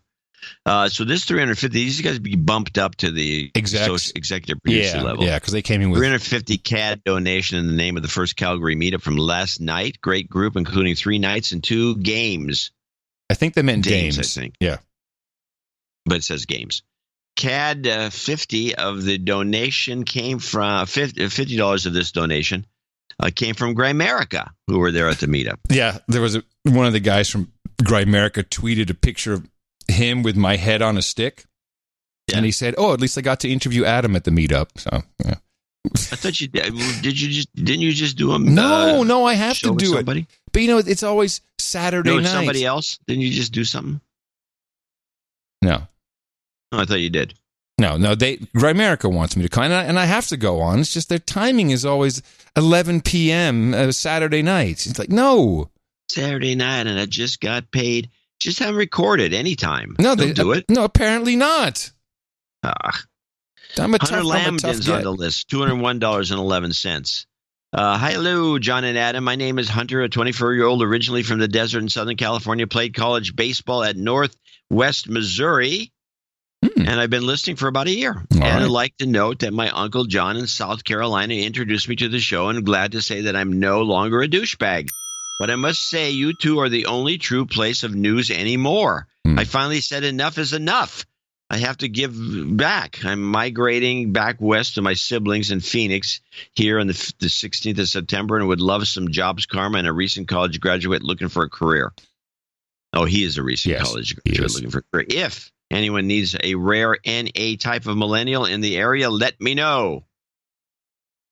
And he does have a... why don't you, if you have something, it's a tough email address. So email me. Well, no, I can say it. People play it backwards if they want it. Right. But it looks like, is that an S? I guess it's an S528421. S5528421 at northwestmissouri.edu or nwmissouri.edu. Anyway, thanks again. Yes. So I think he also deserves a de-douching if this is his first donation. And he wants a de-douching and a jobs karma. You've been de-douched. Jobs, and jobs. Let's vote for jobs. You've got karma. Paul Kroshulik, $201. Paul Kroshulik, Discover credit card has a 5% rebate on PayPal, so I thought I'd buy an associate executive producer credit. you get five back, 5% back. Wow, 5%. Yeah, that's a good deal. It is. I know. I've always thought about getting one of those. I don't like cards. No. Thank you very much, Paul. Thanks, Paul. Matthew Lomar, $200. He's mind adding myself the 11th for birthday and my mother the 12th for the birthday for this show. Wanted to add this on the note, but don't know if I screwed up or PayPal changed the ability to send notes with donations. Well, 73s. 73s to you. Kilo 5 Alpha Charlie. You're on the list. Dame Pamela Haig in Allegheny, New York, 200. Jingles. Trump Space Force and Shut Up, Stop Raffing, and Goat Karma, please. I've been inspired by your situations in Austin and San Francisco. Your new exit strategy is this. Create an Uber-type system in which drivers answer calls from people who want to remove people experiencing homelessness from their community. The driver is then directed to take this person to one of the upscale communities. Please pitch in an extra $15 per person to give them a meal and a large cardboard box. Dame Pamela Haig from Allegheny, New York. That's not a bad idea. That's a great idea. Sign up to my app. It's like, hey, you want some food? Yeah, you want a little ride? You want a ride? Give you a ride. Free ride. We laugh, but it's not really funny. But hell, what a great idea! It's funny, but we laugh. What does she need? Oh, she needs her jingles and a goat karma. Well, thank you very much, Dame Pamela. Support and exit ideas always appreciated. Space Force, don't laugh. Why you are laughing? Shut up. You've got Shut karma. Up. And last on our list with $200 is Anushka Blickwardy in Lafayette, California.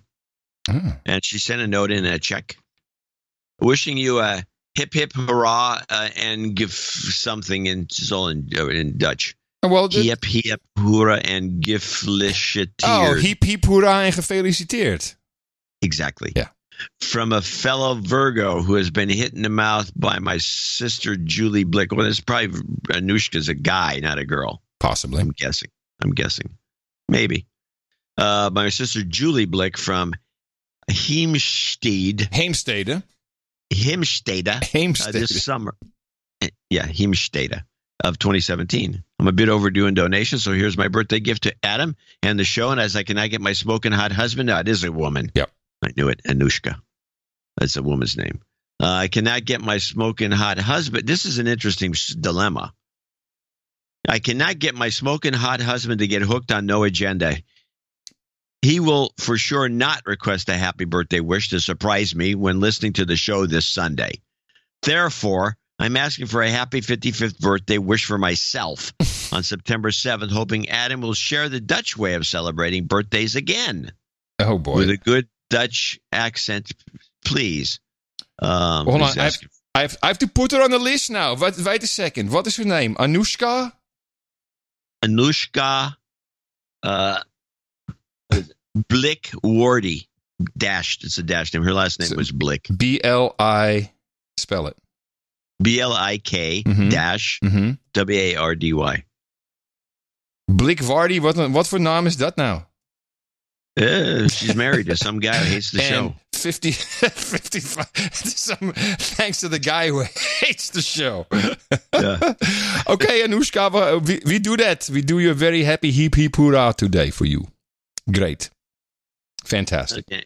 And that is our last associate executive producer. I want to thank everybody for helping produce show 1171. Yes, and for all who have donated in this segment, in this first segment, we like to do it like Hollywood. These are the amounts that get you an executive producership or an associate executive producership for this very show, for episode 1171. It's a title that you can use and can display proudly.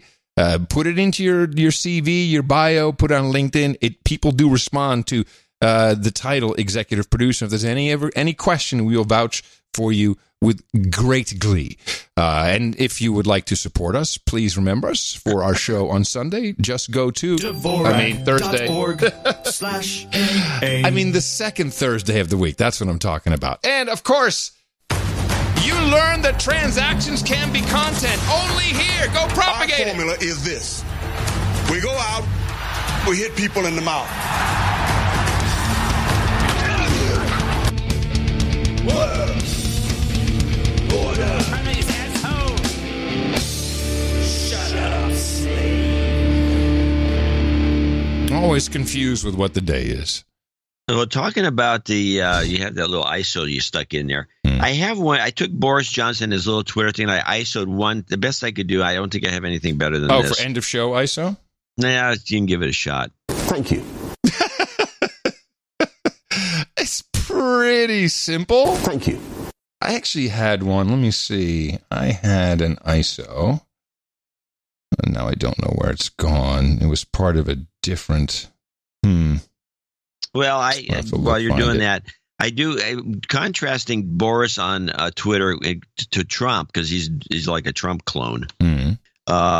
Trump has also decided to put more videos on the Twitter, but I don't think they're quite as good as the Boris Twitter, because it's just essentially clips. But here's the Trump example of him on Twitter. He talking. It was just announced that we had a record-setting jobs report for the month of August. And African-American jobs were the lowest unemployment rate in the history of our country. Likewise, Hispanic job report just came out. Lowest unemployment rate in the history of our country. The women are doing great. Asians also lowest in the history of our country. It's incredible what's happening. Our economy is strong. Our country is great. We've never been in a better position. More people are working today in the United States than at any time in the history of our country. Almost 160 million people. So to all fellow American citizens, I say one simple word. Congratulations. Isn't it fantastic, though? Because we kind of gloss over it because we've been through it now for 4 years. That the president of the United States, that the prime minister of the United Kingdom surpassed the entire system, the editing, the soundbite culture, the really suppression or amplification of news that matters to certain stakeholders, and it goes straight to the people. That is something we just have to stop and admire for a moment. Yeah. That is it's really, going to be the bane really of our existence eventually. Well, now that may be true. I found the ISO I wanted to play for you. It actually pertains to the unhoused KFI in Los Angeles, I think. Isn't it KFI or are they San Francisco? Yeah, Los Angeles. KFI. 50,000 watts of power, KFI. So they do a morning show.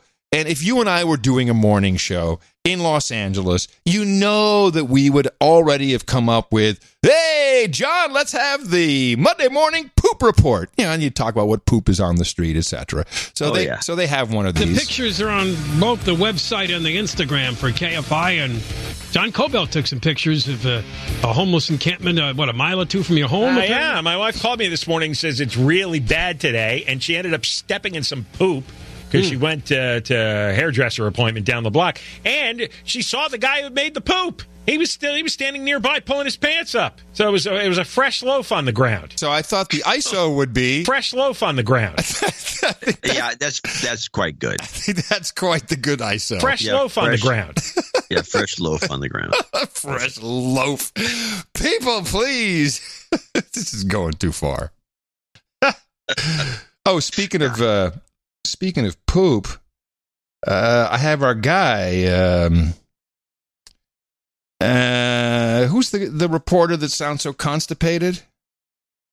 Oh, Jeff Pegues. Jeff Pegues, yes. Who's one of the best reporters I've concluded. I've said this before in case he ever gets irked about you calling him constipated. I think he's really one. He does some of the best packages. They're very objective, and he's not like a douche. I've never said he wasn't objective or wasn't good. I'm just saying he sounds like he has to poop all the time. And there was a very underreported story about some sabotage on an American airliner, which, if had gone undetected by the air crew, could have had disastrous results. An American Airlines mechanic appeared in Miami court today after being charged with sabotaging a jetliner. The plane was filled with passengers and set to take off. Jeff Pegues on what happened next. At 10:30 a.m. on July 17th, American Airlines Flight 2830... I mean, come on, man. The guy's... I'm going to tell you this story, but I don't know if I can make it. 10:30 a.m. on July 17th, American Airlines Flight 2834 pulled out of Gate 49 at Miami International Airport, headed for the Bahamas. It's Tower American 2834. We got to work a maintenance issue here. I just had some lights come on. But the pilots noticed a problem, and as the plane with 150 people aboard moved into position on the runway, they were forced to turn around. We're going to have to return to the gate. Investigators say American Airlines mechanic Abdul Mahid Maruf Ahmad Alani, who appeared in a Florida court today, was seen on surveillance video tampering with the plane's navigation systems just an hour before it was scheduled to depart. Investigators say Alani, who's worked for American since 1988, said that he tried to sabotage the plane because he was upset about a stalled contract dispute between his union and American Airlines, and that it had affected him financially. Investigators say that Alani told them that he hoped that by sabotaging the plane, he would get overtime to fix it. American Airlines calls all of this disturbing and says that it is cooperating with investigators. Nora. Deeply disturbing. Fresh loaf on the ground. Deeply disturbing. I think it's very disturbing, and you hear a name which I think should have raised some questions. I can't even repeat that guy's name. It goes on for days. Yeah, I mean, it's obviously bigoted and it's targeting a certain group. But yeah, when it comes to airlines, you have to kind of think that way since 9/11. Man, we're coming up on 9/11 again, aren't we? Well, this guy's logic, this mechanic's logic is really sick. He thinks he's going to get some overtime. Well, that's his excuse. Well, I know it could be just a terrorist act. Yeah. But you see, we can't even mention that on the M5M because that would be racist. We can't racist. We can't do that. I'd like to do a few OTG reports, if you don't mind. There's some very disturbing news, which so far has only been reported by Forbes. So, take that for what it's worth. But they call it an exclusive. That the feds have demanded from Apple and Google that they hand over the names, and that's about 10,000 plus users of a specific app. And this is the GunScope app for the Obsidian 4. Or I think it's Obsidian. And I believe this is some type of gun site that has a camera. You have a camera and then it's connected to your phone and then you can see that. Is that the idea? Are you familiar with this? This is all news to me. Oh, including this whole story. Yes. Okay. Own a rifle, got a scope it's the scope. Got a scope to go with it. The U.S. government, I'm reading from Forbes, might know soon who you are, where you live, and how to reach you. And that's because the government wants Apple and Google to hand over names, phone numbers, and other identifying data of at least 10,000 users of a single GunScope app. It's an unprecedented move. Blah, blah, blah, blah. According to an application for a court order filed by the Department of Justice on September 5th, investigators want information on users of Obsidian 4, a tool used to control rifle scopes made by night vision specialist American Technologies Network Corp. The app allows gun owners to get a live stream, take video, and calibrate their gun scope from either an Android or iPhone device. And so apparently they want all of the data. Now, I don't know if this data has been handed over. I don't know. I have not seen the application. There's no link to it in the story. But for sure, that's a problem. So what's the problem? Well, the problem is you are now getting the name. Well, here's one problem. These are 10,000 people who apparently have a gun. Oh, I thought you meant the app was some sort of a problem. Well, you can't turn over people who have a gun. Well, maybe they just have a scope. That seems unlikely. Yeah, sure. Just a scope. But, okay, but let's go back up a little bit and tell me, what is this? Does this scope got Bluetooth or something? It talks to your... Yeah, I think it does. It's a Bluetooth-enabled scope? I think so. We could look at it. And they want everyone who has the app, which presumably means you have the scope, unless you're just a nutcase and you just download apps about everything, there are people that collect them. Sure.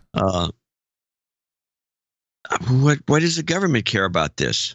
Is there some secret code in the scope, or is there something that we don't know about? There's some missing piece of this puzzle. I'm trying to find the website for the scope, but of course, all you see now is this story.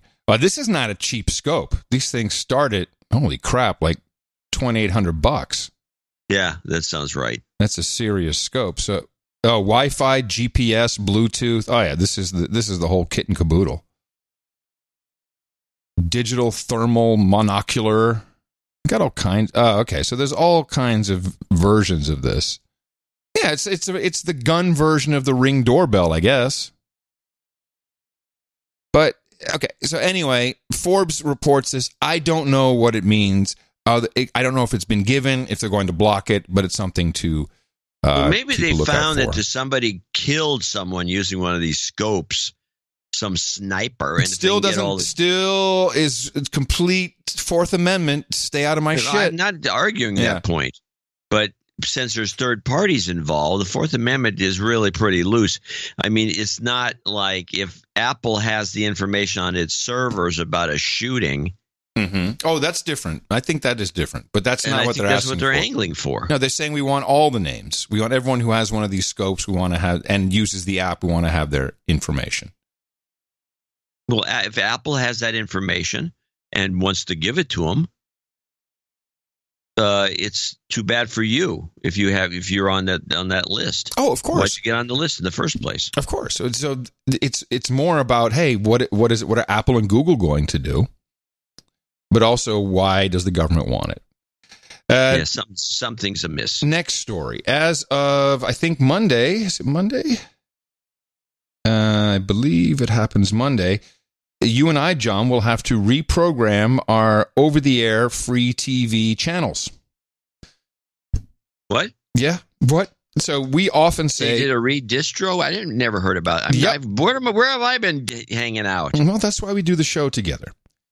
The FCC has ordered about 1,000 over-the-air TV channels to reconfigure and move around, and this is to make room for 5G. So most places 5G got to do with OTG, over-the-air, OTA. They gave up some of that frequency. The spectrum for 5G is being taken away from the digital over-the-air transmission. So that 5G is a millimeter wave product at its base. It's got nothing to do with these frequencies. Something's amiss. A few years ago, the FCC auctioned off local spectrum, forcing many channels to switch channel numbers. This auction freed up space for things like 5G. Now the time has come for many Yeah, you're right. For many local TV stations to switch channel numbers starting now through the next year or so. 1,000 TV stations will be changing their TV channels, with many of them making the change this week or this fall, meaning you will need to rescan your antenna to stay up to date. So it is a spectrum issue. I'm not sure exactly who or what. Well, the funny thing is typically the local news stations or the local stations will give you an announcement if there's a rescan necessary for your over-the-air. And we've heard nothing in the Bay Area. Well, you guys are always West Coast, man. You're always a little bit behind. And we're leading the way in many aspects. There is there's a consortium of senators who are up in arms that the Department of Motor Vehicle in many states are selling off people's data. It doesn't surprise me. This isn't new. It's kind of surprising. The post office has given everyone my new address too, which I found disturbing. I get all kinds of emails and mail showing up here now. They gave away your email address? Oh, a home address. So you said emails. Yeah, but I'm getting emails saying, hey, just for your convenience, we've changed to your new address. The post office told you that you changed. I didn't ask the post office to tell anyone that. I probably didn't check a box to say no. Well, did you have forwarding from your old apartment? Yes. But forwarding... You did tell the post office. No, that's purely for forwarding. And they put a sticker on it and goes to my new address. This is happening behind the scenes. This is happening with bank statements, with mainly utilities are automatically changing. I'm not going to let you hide from the long arm of the law. That's for sure. And then what do I have? Oh, yes. I've been all over these social scores, or what we call credit scores in America, which is really just a way of engineering people into good behavior. And I found a bill that has just been introduced, House of Representatives. Let me see who introduced this one. Mr. Hill of Arkansas. And this was referred to the Committee on Financial Services. It is the Credit Access and Inclusion Act of 2019. And so what we've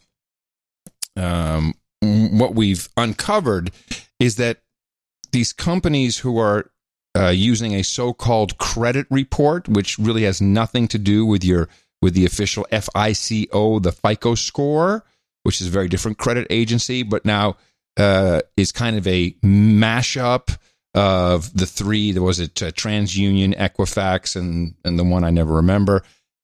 and some other magic sauce thrown in. It's just really a number that's in an app, and the whole idea is to help you manage your credit, how much debt you are going to have, by giving you loans that are applicable to your situation.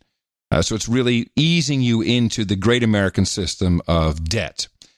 And this bill is intended to amend the Fair Credit Reporting Act to clarify federal law with respect to reporting certain positive consumer credit information to consumer reporting agencies. So the idea of these apps is they will help you raise your credit score, which is your social standing, your credit score. You need it for everything from getting a job to renting an apartment or purchasing a car, financing a car. You need that credit score to incorporate your behavior. And here's what is going to change. So as a positive,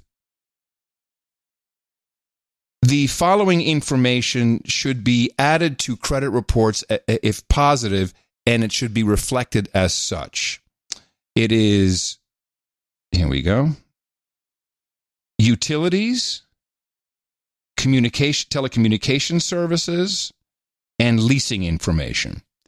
So the term utility or telecommunication firm, of course, means services through public pipes, such as landline, wireless, cable, other connected facilities, radio, electronics, transmissions.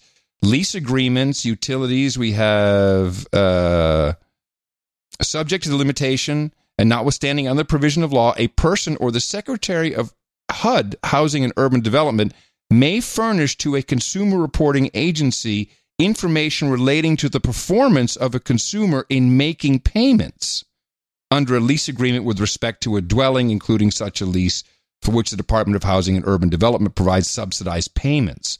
So they're going to report into your credit score if you pay on time, especially if you're in some kind of subsidized housing, if you pay your cell phone bill on time, if you pay a utility bill on time.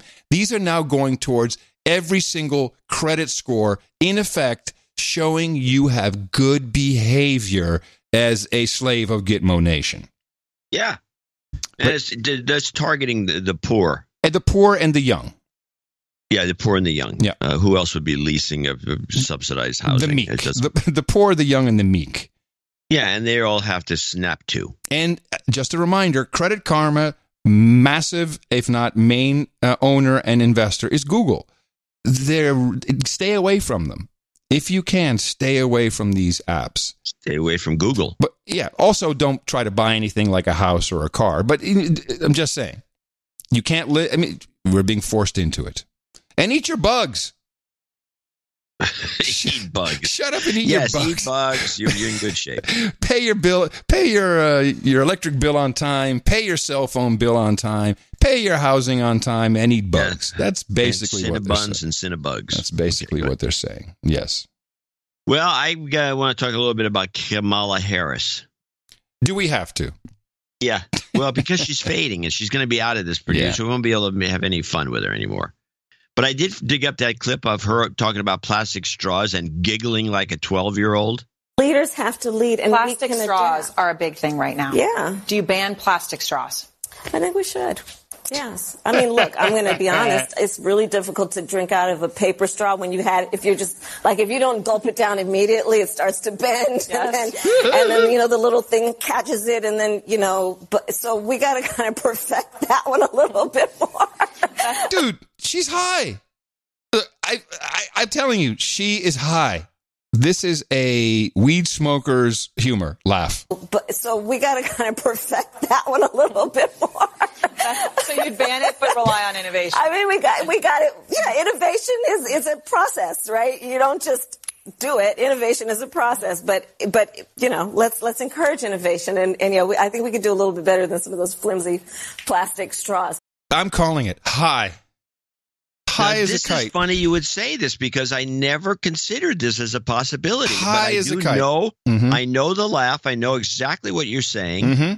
And I never considered it. And she did giggle once about the fact that she does smoke pot, even though she doesn't mind throwing people in jail for doing the same thing, which is why she'll never get elected by anybody in their right mind.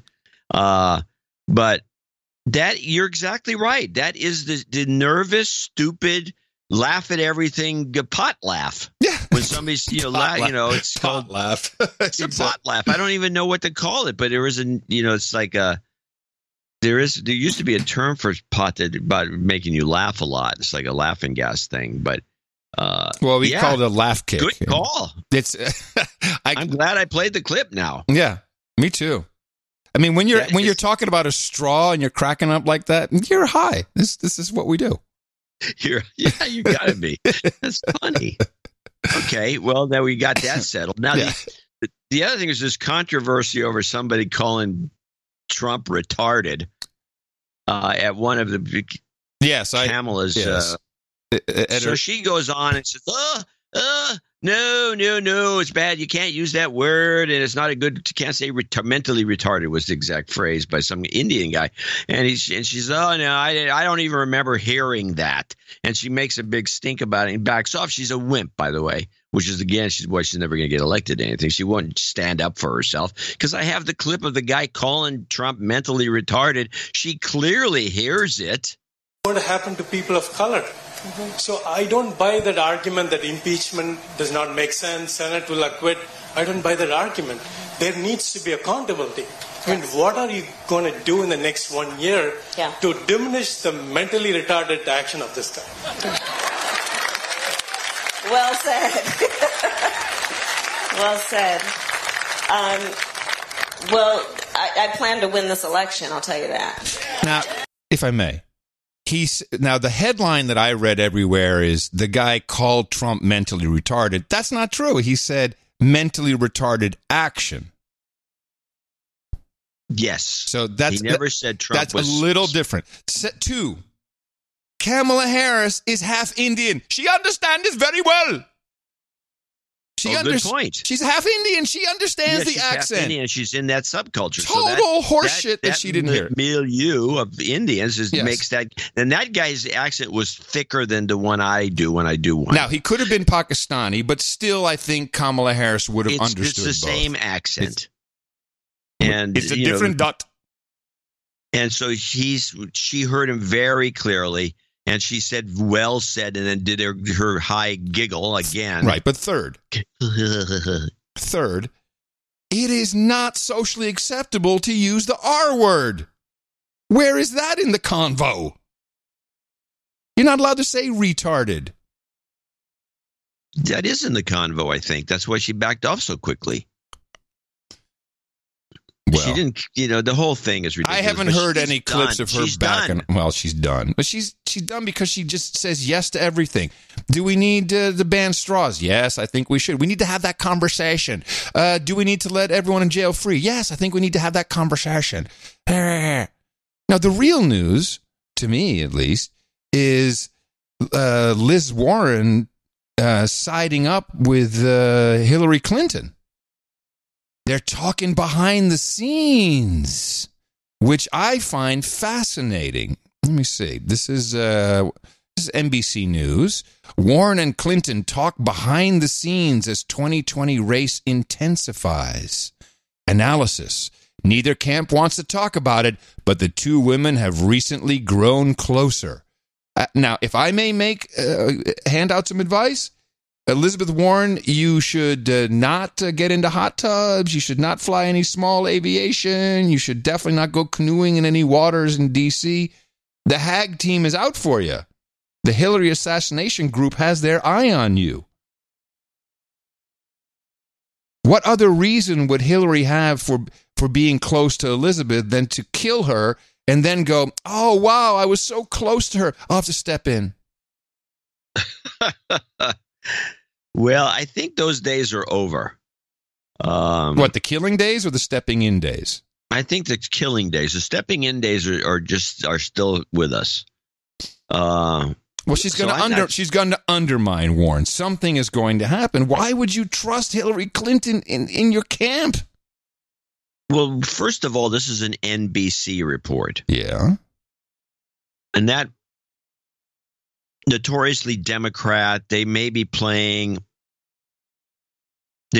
some game on us to get Hillary's name back into play. Oh, that could be true. Again. Yeah, that could be true. Let me see. RT, which of course would be anti-Hillary. Hillary Clinton and Elizabeth Warren's secret talks ignite outrage and mockery on social media. So it's all reportedly. Oh, they refer to the NBC report. Okay, so it's all an NBC job. But there's no denying. There's no denials of it from Lizzie or Hilly. That doesn't mean they didn't deny it.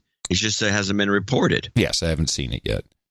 But I find it an interesting change in her name. The bottom line is Hillary Clinton's name is back in the news in relation to the 2020 election and in with one of the front runners, if not the front runner. Well, it's apparent to me at this point, although I'm going to wait for the third debate, which is coming around the corner. It's coming right. It's coming. It's coming up. I do have a... I'm just going to say that NBC in particular, so is the New York Times, they're all decided to turn their attention to. They've given up on Joe. Yeah. I think you're going to see his numbers start to plummet. And some of the polls came out recently with Joe already plummeting, but then they pulled them back because we don't release that one yet. Really? They got to roll it out so it doesn't look ridiculous. So it's going to have to be lower and lower. It's got to be ratcheted down. It can't just drop like a rock. Right. And so they're going to bring him down. They're going to push Elizabeth to the top, and who's just with her arms waving all over the place. And then they're going to have to decide whether Hillary's going to step in. In other words, she has to show herself as being a very strong candidate. Well, she definitely has friends in the State Department. I rarely see a Judicial Watch video, and Tom Fitton has been doing his videos for a while now, and usually they're pretty boring. You got to kind of skip through them. But this was the opening of his Judicial Watch, and I like Judicial Watch. They're a bunch of lawyers, and they're trying to do stuff. Now, of course, they're very right wing, very anti-Hillary Clinton. And here is the latest opening from Tom Fitton, the CEO of Judicial Watch, his latest video. We were in court last week trying to get additional discovery. Per the court wanted an update on discovery. We said we needed more.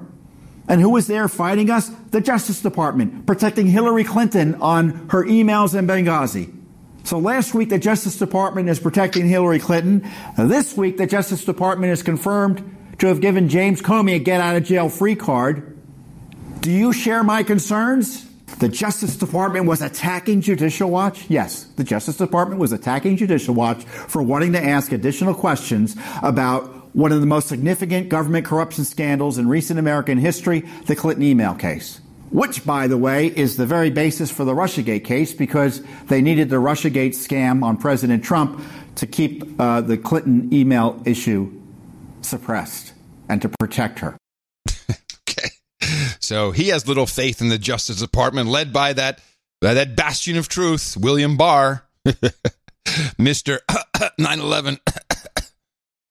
Speaking of... well, at this point, I have to assume, and let's go back to the Clinton era when she was in the State Department doing whatever she was doing besides hiding emails, and supposedly got into a plane wreck in Iran, killing one of her aides, who was then mysteriously shown to be dead under some other bullcrap circumstance. And she hurt herself in that plane wreck and cracked her head, which caused these issues where she had to wear the weird eyeglasses and all the rest until she kind of healed, which they blamed on her falling down in her office, which makes no sense. I think it wasn't the bathroom or something. Yeah, or something. And so she's been in this healing process from this concussion, apparent concussion from this plane wreck, and for secret negotiations going on. There's so much. I think there was so much left undone in the Obama administration that was Barr needed to go in to clean it up. There's that element, and there's Mueller. A bunch of other stuff that just needed it's all a cover up for something that we never know about, including the Hillary plane crash, which nobody wants to talk about any of this stuff because there was some underhanded dealing going on, or some. I think that was perhaps the Uranium One deal or something. something going on with that. Yeah. There's a lot going on, and they're just not going to tell us what it is or what it was, and Trump's not going to tell us. And Mueller came in. Mueller covered up the stuff he needed to, and he was kind of failing at it and didn't do a good job. And then Barr comes in, and there's some sacrificial lambs here and there. We're throwing out. We should probably talk about that there, but we should talk about the MIT Media Lab again. Joey Ito resigned. Oh yeah, well, I think he had to. Oh yeah, but it's gotten pretty nasty. What's been going on there? But let's stay with the 2020 candidates for a second. Biden, another gaffe, which he recovered from nicely. Good recovery, and then he screwed it up. We cannot, and I will not, let this man be reelected president of the United States of America. Limited to 4 years, I believe history will look back in this presidency as an aberrant moment in time. But if Donald Trump is reelected, Freudian slip. If Donald Trump is reelected. So you see, he did a good job. He called Trump hump, and then he recovered, Freudian slip, funny, and then listen to what happens. If Donald Trump is reelected, Freudian slip. If Donald Trump is reelected, he will forever and fundamentally alter the character of this nation.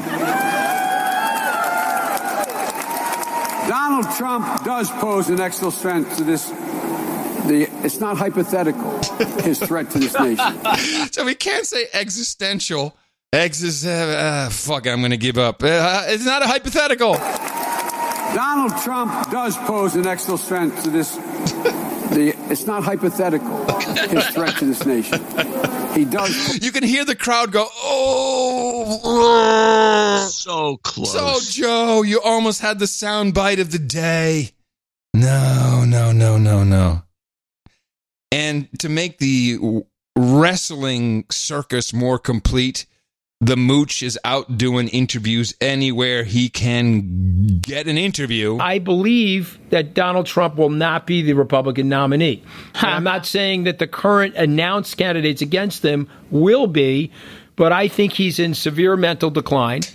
And I think he's severely impaired at this point. Yeah. And I think that they're going to say, hey, you pitched 5 or 6 good innings. The ball's going over the backstop now. You got to take a powder because you can't put sentences together anymore. Now, you spoke to Mooch. By the way, I have a longer clip of him going off on Trump on the CBC. He's been up in Toronto, and so the Canadians love. Let's bring him on and yak. Do you don't have to play it. Do you have it here? You got the gist of it. Oh, okay. Yeah, I spoke to him. Right, but I mean, he was something's amiss. But go ahead. You don't be. He was a. I wouldn't call him a Trump apologist, but he was not. He wasn't doing this. There's something he's doing this for some reason, because he just switched, just like he switched the flipped a switch. Me and Joe Biden. Where's my vitamin B12? He flipped a switch and became this Trump. Well, now you can play my clip from the CBC, which shows a little more evidence of this. Which one is it? It says Scaramouche or something. Yes, got it. Is the president the same behind the scenes as he is in front of the cameras? Well, I mean, listen, I haven't seen him in a long time. It's been probably a year since I've seen him face to face. But the thing I can tell you, and people are critical of me, they're saying, well, he's acting the exact same way that he did in 2016 or 17.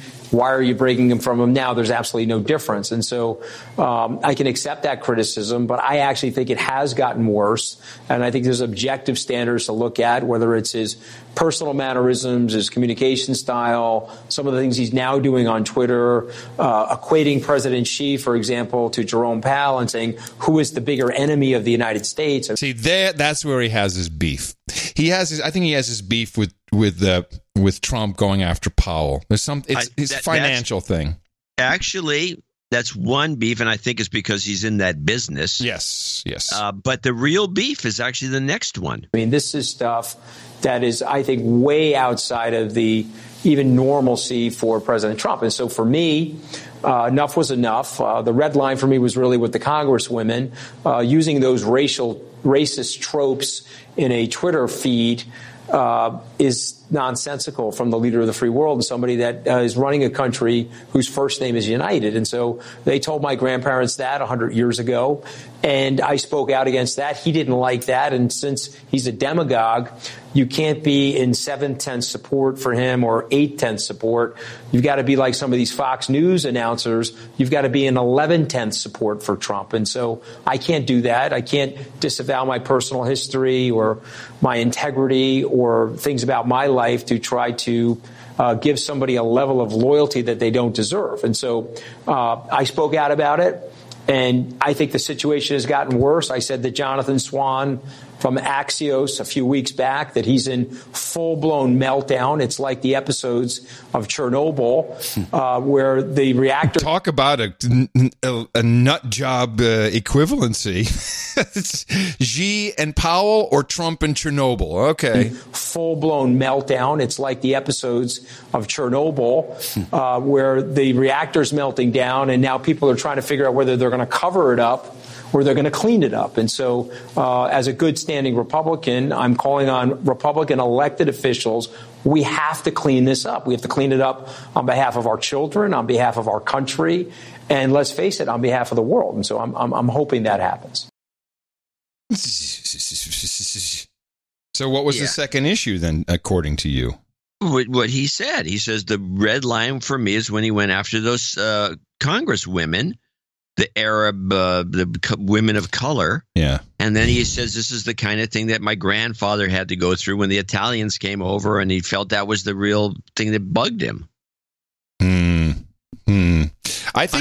know. It sounds like to me it sounds like he's. But that's what he said. He said that was his red line. Yes. To me, it sounds a lot more like he's working for Trump and doing a WWE scam. Like, here's the bad guy. He's out there outside the ring yelling. I believe what you just said right there is absolutely probably. Yeah, he's like one of the Samoans. Absolutely probably. Yeah, one of the Samoan brothers. Yes, it makes sense because WWE and that Trump is from that school of thought, having even been in the ring. Yeah, of course.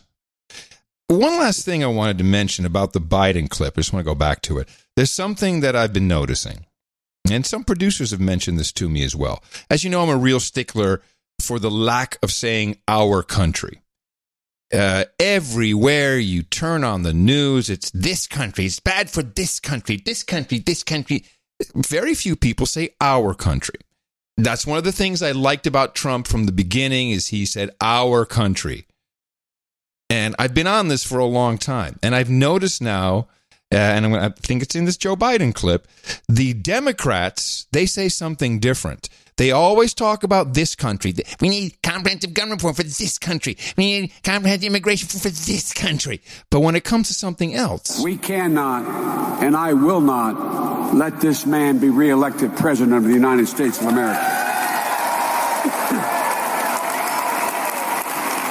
Limited to 4 years, I believe history will look back in this presidency as an aberrant moment in time. But if Donald Trump is reelected, Freudian slip, if Donald Trump is reelected, he will forever and fundamentally alter the character of this nation. Donald Trump does pose an extra threat to this. It's not hypothetical, his threat to this nation. He does pose a real threat. The core values of this nation, our standing in the world, our very democracy.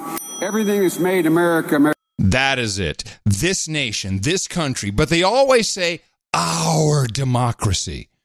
We don't have a democracy. You see the subtle difference? Oh, no, I think this is a good little examination here. And I think we should start looking at this with all these people. And just now that I'm thinking of it, the Democrats always talk about it's bad for our democracy. We don't have a democracy. We have a republic. You can say democratic republic, even to stretch it a little bit, but that's always this country, this nation, our democracy. Maybe it's ant-fucking, but I think it's an important difference. A little bit. Words matter. But I like this nation thing that you pick up on because he said it about 4 times in there. And then our democracy. This nation, our country, our democracy. Our democracy. Now, he could say our nation, but he doesn't. He says this nation. And our democracy. Words matter. Finally, before we take a break from a podcast, Nick Gillespie of the Reason magazine interviewed Nick Tombolides, executive director of the United States Term Limits Association, or what is it? Anyway, some group that wants to have term limits, and he makes a very good point. And for U.S. term limits, you guys are pushing for what would be the limits? How many times could you serve in Congress and the House of Representatives? How long could you serve in the Senate? So my personal preference is 1 term in office, 1 in prison. I'm going to show my support by donating to No Agenda. Imagine all the people who could do that. Oh yeah, that'd be fab. Yeah, on No Agenda in the morning. And starting with the zinger, we do have some people to thank for show 1171, beginning with Dame Jennifer, who comes in with $100. And is supposed to be it's to be applied toward the knighthood of Kevin Dandridge. Very good. Keep a track of it for us. As you do that, everyone will be happy. Dick Monda, 9350, requests a de-douching. You've been de-douched. He wrote a nice little note in too. Russ Curry in Rego Park, New York, 8008. Katerina Almeida, 6969. Surgot Nate in Sebastopol, California, 6969. Baron Mark Tanner in Whittier, California, are twice a month donor. I think a couple other people I've noticed are doing twice a month. 6789. Brian Pearson, 6666. Black Knight, Sir Lineman of the Net again. Happy belated birthday to Adam from Black Knight, Sir Lineman of the Net. Thank you. 5555. Double nickels. Matthew Dorneman in Lincoln, Nebraska. 5531.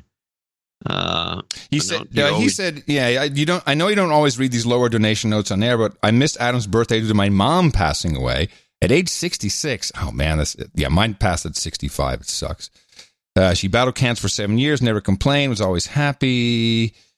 The 31 cents is for my brother who died shortly after being born premature. This is a downer note. He wants an F cancer. Of course, we'll get that for you. And thank you for supporting us, Matthew. Downer note. And you read it. Jeff Kenyon in Clontarf, Australia, Queensland. Yeah, 5526. And he got a birthday call out for his son. Sir Sapien, 5510, needs a de-douching. Okay. Well, I did it now. De-douched. I did it now. He's been de-douched. Yeah, but he's been de-douched. But he needs to. No, that de-douching went. Okay. This donation for his smoking hot wife, Dame Stitch. That's the de-douching was for her. Ah, okay. After 11 years of me hitting her in the mouth, she has finally come around. Jobs karma for her. Yes, got it. Coming up. Tom Dari in DeForest, Wisconsin, 5510. Lynn Kissig in Newark, Delaware, 5510. Stephanie Sprague in Somerset, New Jersey. Happy birthday, Adam. Thank you. 55. There's another birthday. These are birthday donations, a couple leftovers. And Adriana Oporto. It's also from Stephanie's 11-year-old son, Nicholas, who I'm sure is listening and happy to hear that. Pierre Moss, $55. Best wishes to Adam. He's been listening since episode 1. Holy crap. You've been de-douched. Small retailer, he says. It's tough. Yes, of course. Thank you, Pierre. Sarah Gibbons in Baton Rouge. Happy birthday. 55. Sir William Wallace, Knight of the Palmetto State, came in with 55, and that was, I think that'll be the end of your well-wishers. Mm-hmm. It says 1169 had me cracking up. You guys report on what's happening as best as always. That's why it's the best podcast in the universe. Happy birthday. Thank you. Yeah, this is a fact. Nancy Murphy, 5244. Eric Hokel in Mulrose, Deutschland, 52. And the old problem is returned. Although, for the first time, Mulrose came through. Yeah, Melrose came. We always thought it was Munich because that was usually, it was just M with a mess. Unibiting, double biting coded nightmare. And now we know that his name is Eric Hook. Well, anyway, he's been around with us for a long time. Thanks, Eric. Yeah, he's a knight. He's Sir Eric. Yes. Valerie Steensland, 50. The following donors are $50 donors, name and location. A few more than last time, but not that many. Robert Drykason in Oshkosh, Bagosh, Wisconsin, 50. Heather Rodriguez in Stockton. Edward Mazurek in Memphis, Tennessee. Jonathan Meyer in Xenia, Ohio. Sir Todd in Tambourine, Queensland, Australia, another Aussie. Tony Smith in Fort Worth, Texas. Larry Hay in Mooresville, North Carolina.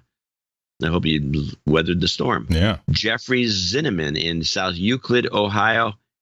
Sir Scott Farrell in OKC, Oklahoma City. Sir Brett and Farrell. last but not least, Sir Jason Deluzio in Chatsford, Pennsylvania. Yes. I want to thank all these folks for producing show 1171. Yes, it's Sir Brett Farrell, not Sir Scott Farrell. Thank you all. I said Scott? Yeah, you did. It's all right. It's just slipped out. Sir Brett Farrell, sorry. Yes, it's our Sir Brett Farrell. Thank you to these producers who have supported us once again, and we have a couple people joining the roundtable, which is nice. These are the people who keep the show going. It is a part of our Value for Value network. We talked about that extensively in the first break. You're producing it, and this is how you produced. And there's many ways people help, but this certainly keeps the two hosts of the show going. So thank you very much. And also thanks to everyone who came in under $50, even the $3 person who's down at the bottom. I saw a 1 penny the other day on the list. Yeah, there's some guy who donates a penny, which costs us two pennies. It gets pulled, but PayPal takes the penny. You must just send $1. Just send money to PayPal instead. But thank you very much. It keeps it going. And we hope you will consider us again for the next episode, which will be on the second Thursday of the week. Go to Dvorak.org/NA. Number of Karmas, as requested. Jobs, jobs, jobs, and jobs. Let's vote for jobs. You've got karma.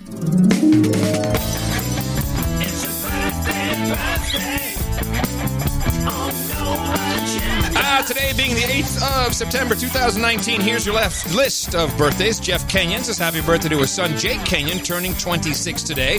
Sir Sapien says happy birthday to his smoking hot wife. She also celebrates today. Sir Marty Williamson says happy birthday to his daughter Rachel, 26 on the 10th of September.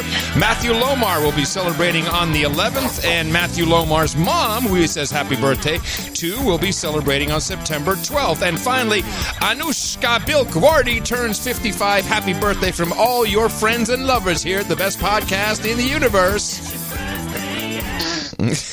And well-timed schnoz. Yes. Yes, the meetups. You heard a very successful meetup in Vancouver. That was their first one. A quick rundown of what's going on with these meetings of like-minded people. It's like a party.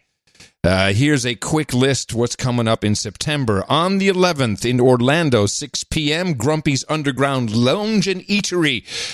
Christian's Coffins is hosting that. It was also his birthday. On the 14th, Saturday in El Paso, Las Cruces. That'll be 2:30 at the Happy Monk in El Paso. Come sip cocktails while watching migrants try to climb the wall. So they say, says the amazing Jen, who was hosting. Saturday the 14th, Pittsburgh, 6 o'clock at the Riverhounds game. This is the soccer game. They've had one there before. Meet in the parking lot about an hour before the game. After the game, go either to the Station Square or the Plaza with and the Hard Rock Cafe in it. Sir Ryan Brady is your host. Thursday the 19th, Toronto Meetup, MEAT, 5 p.m. Come out to meet Toronto's finest No Agenda friends. Bishop India Tango Mike, Sir Dwight the Knight. At the Chick-fil-A at Toronto, because according to the host, protesting sandwiches is a big waste of time. Friday the 20th in Nelson, British Columbia, 6 p.m. at the Central, it's the Backroads Brewing at Nelson, British Columbia. Look for Matt Burns in the red ball cap and say, in the morning, eh? Friday the 20th, Southeast London. This is the fourth one for them. A Pint of Privilege is the title of it. 6 o'clock. Free beverage for anyone who can recite the Gitmo Nation national anthem in full. Oh, there's a challenge. Your host is GWFF. He invites you to ponder and pontificate at the Real Ale Way in London in Kent. On the 20th, Friday, Oregon Local 33 in Portland, Salem. That's their third meetup, 6:30. That'll be at the Wilsonville, Oregon, the Noodles and Company. Look out for Noodles Boy. They'll have a special No Agenda Wheel of Fortune game. Tim is organizing, executive producer of episode 962. Saturday the 21st, Eastern North Carolina, 3:30 in the afternoon. No Agenda Shills of Eastern North Carolina time to join us, hosted by David Fox at the Cleveland Draft House in Garner, North Carolina. Hopefully the weather is better by then. Saturday the 21st, we have the No Agenda Minneapolis meetup, 5 o'clock. Dr. Hammer invites all No Agenda slaves to the Able Seed House and Brewery in Logan Park, Minneapolis. The 21st, the Sycon Val Secret Santa Cruz Mountains meetup, 3:30 in the afternoon. The Baron of Silicon Valley will be hosting that for you at a secret location, but go to noagendameetups.com for details. You can also RSVP now. And please provide a method for private contact. Ooh, it sounds kind of scary there. Bloody Marys and Bacon Sunday the next morning on the 22nd. And finally, we have the Arlington, Virginia meetup and voter registration at noon on Sunday the 22nd. Brunch, brews, and update your voter registration or absentee ballot applications. Meet at the upstairs bar at Cafe Pizzaiolo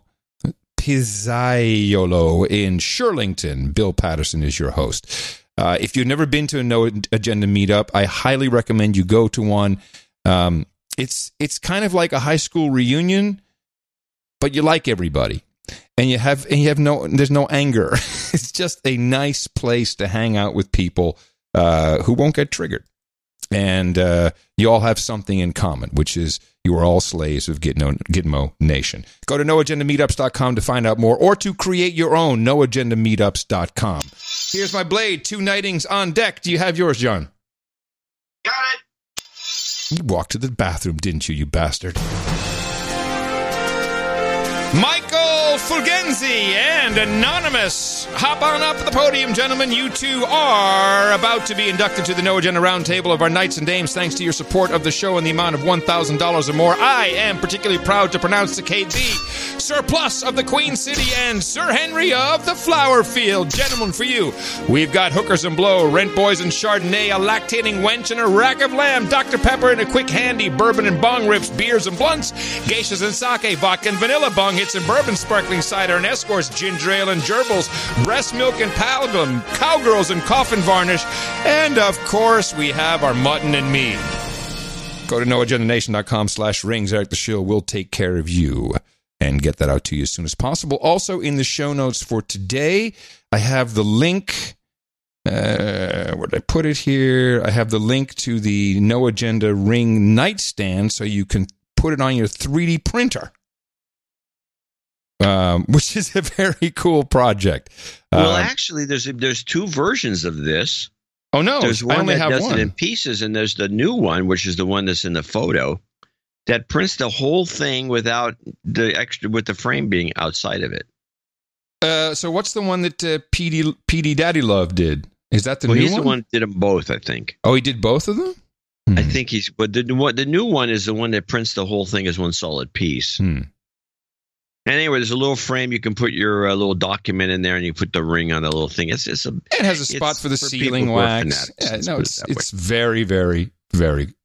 It's a cool project. It's a cool nerdy project if you have a 3D printer. Exactly. Or access. You can go to a make place and get one of the really good 3D printers, and that thing would be dynamite. Yeah, make it out of aluminum. High resolution. We needed to talk before we went to our donations. There was something we needed to talk about. It was important.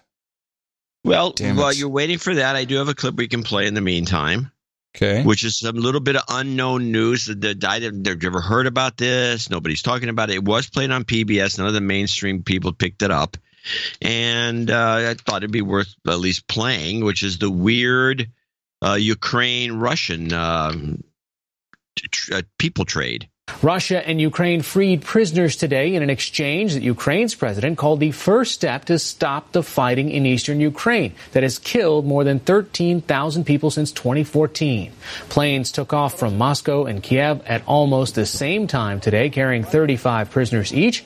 Ukrainian President Volodymyr Zelensky welcomed home 24 Ukrainian sailors Russia captured last year, along with 11 other prisoners. The freed Russian prisoners included a journalist accused of treason and a suspect in the downing of a Malaysia Airlines flight over eastern Ukraine in 2014 that killed 298 people. Now, of course, we don't want to talk about too much about Ukraine anymore because the president is a comic. And since he got elected, he's the comedian. They elected a comedian, an actor, who was a comedic actor, as president of the country. And in his acting role, he played the president of the country. And everyone seemed to like the job he did as an actor. So they made him the real president. And this is this flies in the face of all liberal thinking. Yeah. And so now Ukraine's been taken off don't talk about that. Jeez, then we have to talk about this guy. And so anything that involves Ukraine, and this was a kind of a positive step forward, I think, except for the journalist.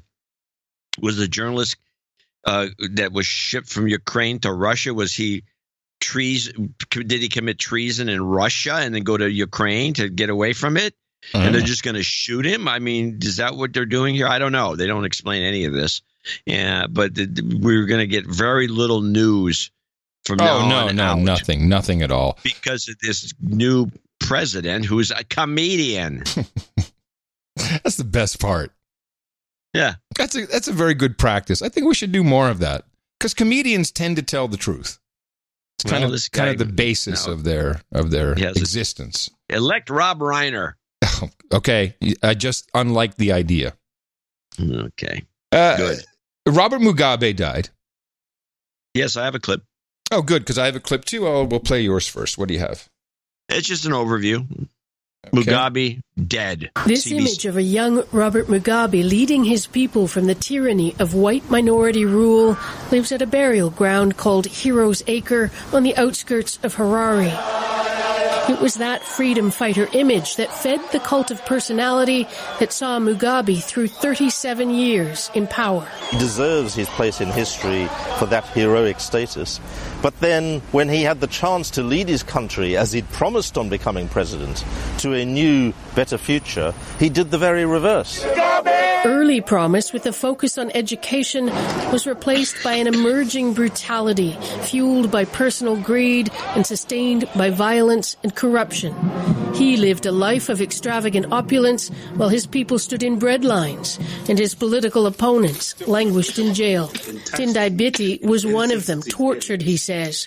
He was part of a brief power-sharing government between Mugabe and the opposition. Having to sit in the same room with the person who had done this to me. I can't say I forgave him. I move on. 10 tanks. So too did the country, finally, in 2017. You know, if you want any type of Africa news, and I'm not saying it's correct news, you always want to go to BBC World because they seem to pretty much have 80% programming about Africa all the time. And then they have it's BBC America, I guess. It's always Africa news. And they interviewed this farmer whose farm was taken away by Mugabe. In fact, his dad died in the struggle. It was a horrible story. But there was something that he said that No Agenda Nation will, that your ears will perk up when you listen to this. Death in Singapore at the age of 95 comes nearly 2 years after he was forced out of power. Ben Freeth is on the line. He had a farm in Zimbabwe, but it was burnt down by Mugabe supporters after he tried to take the then president to court when he was served an eviction notice. Thanks for being with us. I wonder what words you would use to describe Robert Mugabe. Well, I think he was a genius, an evil genius.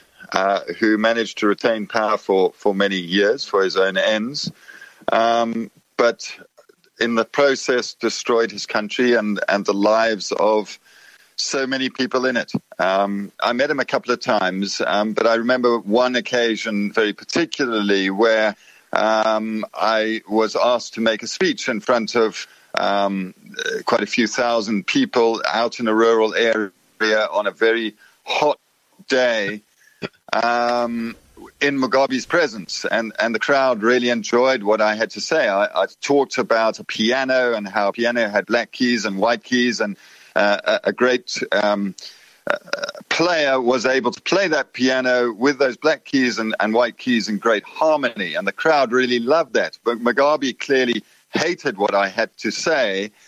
And I went to shake his hand afterwards, and his hand was cold and clammy and reptilian, in fact, on that very hot day. And I will take that touch of his hand to my grave. It was uncanny. It was very, very strange. Mm-hmm. Well, that would explain him dying at 95 after being such an evil person. Yes, that's what all reptiles live a long time. Yeah, they always get to at least 90, 95, easy. And also, it was a very hot day. Not 100. Who else is cold and does not transpire when it's hot? Yeah, that's Hillary. She doesn't sweat. And Obama. Both. Oh, I didn't know that Obama didn't sweat. Yeah, remember Reggie Love, his body man? Yeah. He did an interview. He said, I couldn't believe whenever we were in the Beast, Obama would turn off the air conditioner and laugh at him as he was sweating. Obama did not sweat. Hillary did not sweat. Reptiles. So the guy won't forget it, obviously. It felt like a reptile. Yeah, it probably was. I have a question, a journalistic question, which comes after this two-parter. This is NPR with a surprisingly accurate report, although the report comes from Louise Beckett from The Guardian. Kind of surprising it comes from The Guardian as well, about the actual numbers of gun violence in the United States. After this clip, I have a second one with a question about journalism, which I hope you'll be able to help me with. Our whole gun violence conversation is driven by mass shootings, which are incredibly horrific and statistically still, even now, very rare events. If you look at the people who are dying from gunshot wounds in this country, it is primarily people dying from suicide. That's 2/3 of it. And people dying in everyday shootings in local cities and places where there has been concentrated gun violence for decades. And mass shooting victims make up maybe 1 or 2%. So we continue to have the same conversation over and over, trying to prevent 1% of people from dying and not caring about the other 99%. Those students from Parkland, Florida, were the first gun violence prevention group to really say clearly and explicitly that the American gun control debate has been racist for decades, that black and brown kids who were dying outside of school were not getting the same attention as primarily white kids dying at affluent suburban schools like the Parkland Students' School. And then that needed to change, that we really needed to have a conversation driven by and focused on the majority of the victims, and that understood that not every solution is going to prevent every kind of violence, and that what mattered was doing a lot of different things, trying to make everybody safer, not just trying to prevent the kind of shooting that shows up on the news. So I really like that because the conversation. What she in effect is saying is that the news is racist, and I think we agree with that. News does We've not been saying it for years. The mainstream news does not report on 99% of gun violence in our country, not this country, our country, and that is because they're racist. They don't care about black and brown kids. Yeah, I agree with that, and woo, good on you, NPR and Guardian, for saying that. But then she came with this term, which I was unfamiliar with. When we examined solutions journalism, one thing that a very strong advocate, Tina Rosenberg, told us is that it's not always about solutions that work. Sometimes it's solutions that don't. If you think about the single policy that's getting the most attention right now as part of America's gun control debate, it's whether or not the country should ban military-style assault weapons and whether there should be even a mandatory buyback of the assault weapons that Americans currently own. Public opinion surveys suggest that a majority of Americans support a ban on assault weapons. Even nearly half of Americans support a mandatory buyback, something that until very recently was not even conceivable on the political agenda. So right at the start there, solutions journalism. And this is a real term, apparently. It has its own wiki page. And I think this is what people are engaged in. There's also some organization that does this? Well, it's called Solutions Journalism Network. Well, the wiki entry for solutions journalism, as she just stated there, is an approach to news reporting that focuses on the responses to social issues as well as the problems themselves. Solution stories anchored in credible evidence explain how and why responses are working and not working. The goal of this journalistic approach is to present people with a truer, more complete view of these issues, helping to drive more effective citizenship. Isn't that opinion? No, there's no opinion involved here. I'm looking at this page myself. This began pretty recently. 98 is tracked back to. Solutions. That sounds like everyone's doing a version of solutions journalism instead of just reporting the news. As early as 98, journalists noted the emergence of a new kind of journalism that examined what people and institutions were to address social problems. What people and institutions were to address social problems. Some journalism critics observed that the governing assumptions of traditional journalism is anchored in the belief that a reporter's job is to expose wrongdoing. That's not a reporter's job. No. A reporter's job is to report. It's not to expose Yes. wrongdoing. Yes. Might not be universally valid.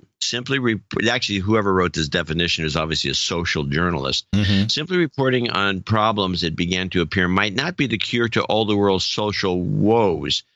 So now all of a sudden, journalism is curative based on this definition. Other forms of journalism have simply responded to a perceived excess of negativity in news media. Civic journalism, which gained some momentum in the United States in the 90s. There used to be a thing called the city desk. I don't know if that's any different. Seeks to engage readers in public discourse in order to encourage active participation in the democratic process and catalyze change. This is activism. It's not journalism. Solution journalism is also related to similar journalistic styles that have been practiced outside the United States, including constructive journalism, which originated in Denmark. So this is a form of activism disguised as journalism. Yes. Masquerading as journalism, no matter how you look at it. And if you read this page, you have to come away with that and some of the loaded language that there's some of the bogus history here, as I mentioned, as I read it, where they make the mention that examine what people in institutions would address social problems. Critics observe that governing assumptions of traditional journalism anchored in the belief that a reporter's job is to expose wrongdoing is incorrect. So they're using a false premise to build this definition. It's just activism. Let's call it what it is. Okay, well, they have another word for it. Yeah, it's a word. Solutions journalism is a form of activism that is contrary to the real precepts of journalism, but it's being used as this is bogus. It's just it's a bull crap idea. Well, they're talking about it like like they're all doing it. They are. Yes. That's why our show exists. Damn. Well, I'm glad they put a name to it. Now we can look out for it. Solutions journalism. I got to see if more people are doing this. Oh, I'm going to talk to the Libjos about this. Woo! Yeah. Now you're talking. And I know one of them is even though he's the most liberal of the Joes, he's staunch, kind of absolutist. It's bad if he's going to think this is bull crap. If you are the liberalist of the Joes, that's bad, man. You don't want to be that. All right. We have time for something else if you want to make us happy. I got a bunch of stuff, actually. I want to play a couple of things that are just short clips. Okay. Not a clip blitz, but short clips, a couple of them. First of all, the India lunar lander just disappeared off the face of the new moon. Yeah. Well, it's what you do when you try to crash into Israeli moon bases. India's space agency announced today that it lost contact with its Vikram lunar lander, and the fate of the lander is presently unknown. The craft was making its final approach to the moon's surface to deploy a rover at the unexplored lunar South Pole. India's space agency said that the lander's operations were normal until it was just over 1 mile above the surface. Landing would have made India only the 4th country to successfully land on the moon.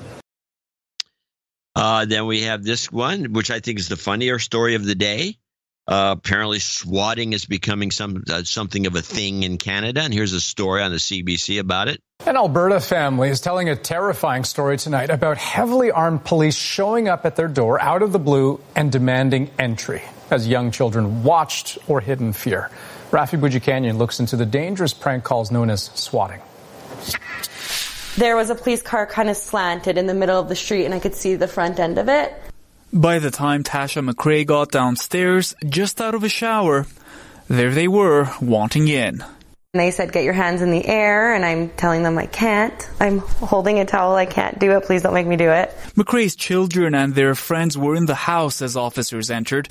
The eldest, all of 10 years old, stepped up. My brother woke up too, so I carried him into my room. And then I told Molly and Madeline to be quiet. Though it sure wasn't easy. They started searching with their big guns, and then I started crying because I was really scared. The family says police left, admitting they got an unfounded phone call, possibly about an armed man on the premises. There's a lot of pieces to this investigation. The RCMP told us they're still looking into things, and at the time, that unfounded call seemed urgent.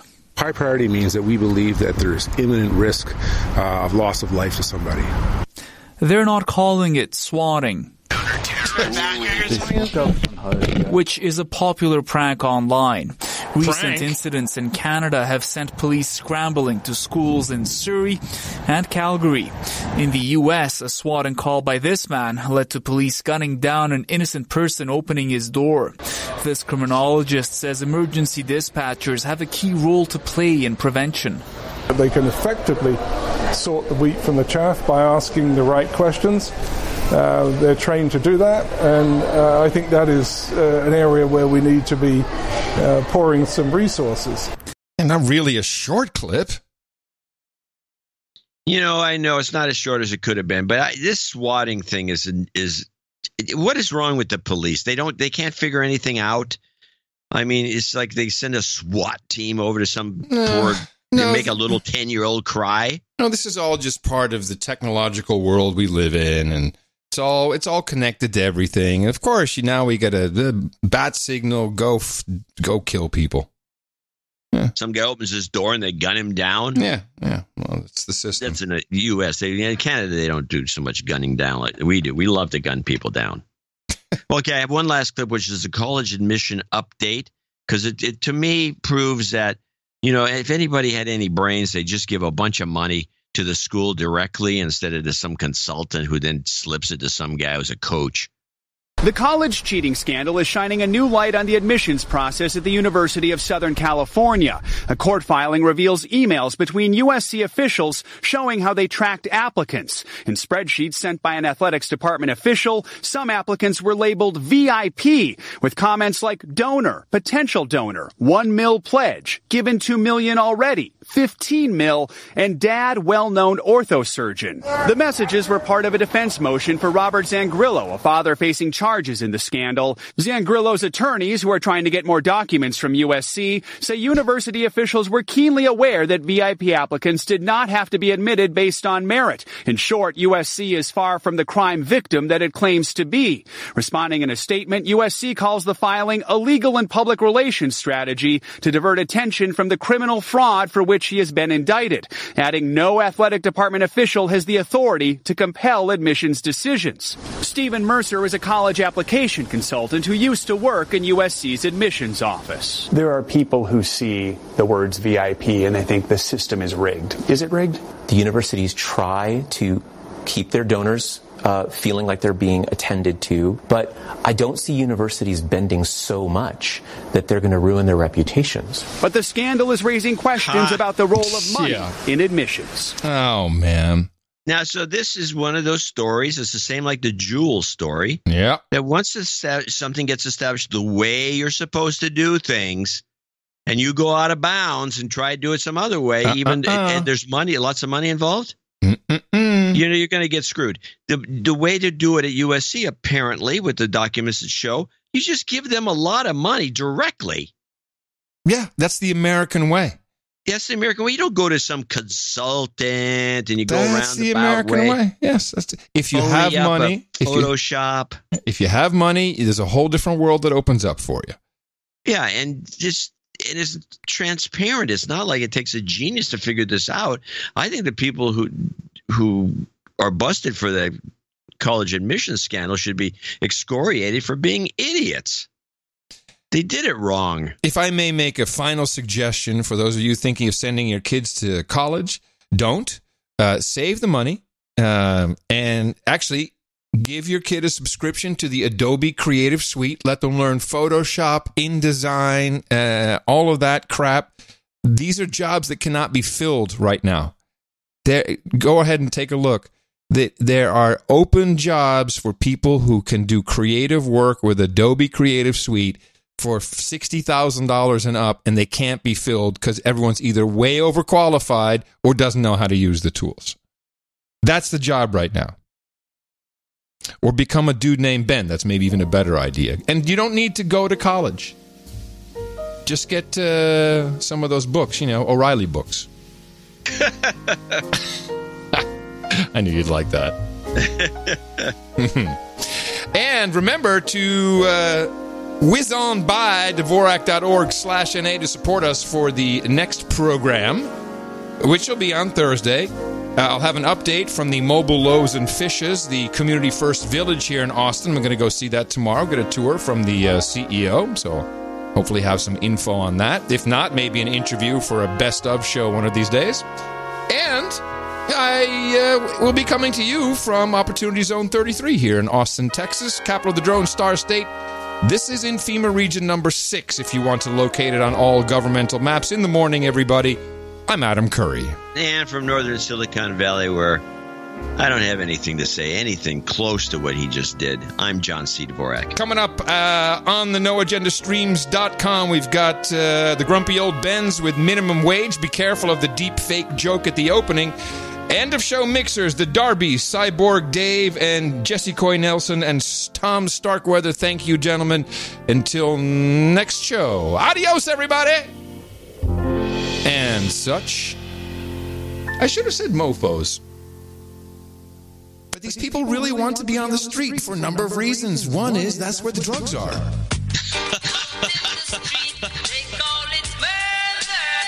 I do want you to hear the narc speak.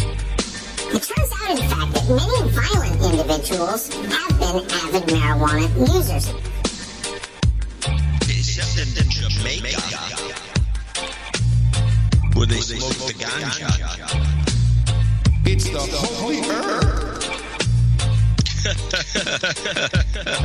You see close up in a little box in the screen in the corner while here the guest is talking.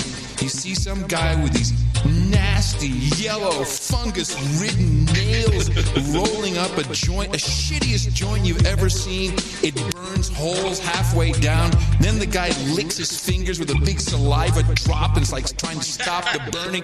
That is not how you consume the holy herb.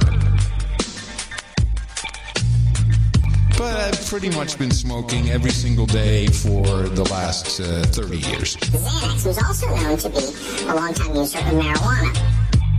Anti-marijuana. Bullshit. Smoke the ganja. Because I got to zone out sometimes. In marijuana hour. You must obey. Joe Biden, what you hiding? Your eye was feeling lots of stress. Joe Biden, what you doing? How is you gonna get out of this mess? So I'm a little worried about Joe Biden. He's answering questions last night about climate change, and all of a sudden, like, his eye just starts filling with blood. It's like the ending of a horror movie. And they literally had to take the top of my head off. I mean, they take a saw, they cut your head off, and go in to find the artery. One was leaking, the other that hadn't. Now, on the political scene, one of the Democratic candidates is Senator Joseph Biden. Have you seen the problem he's been having? He went around and made a speech, and apparently, I think it was a British politician, took his speech and kind of paraphrased it as his own. And then the press got on him, and Biden says, not to worry, he reassured his staff. He said, we have nothing to fear but fear itself.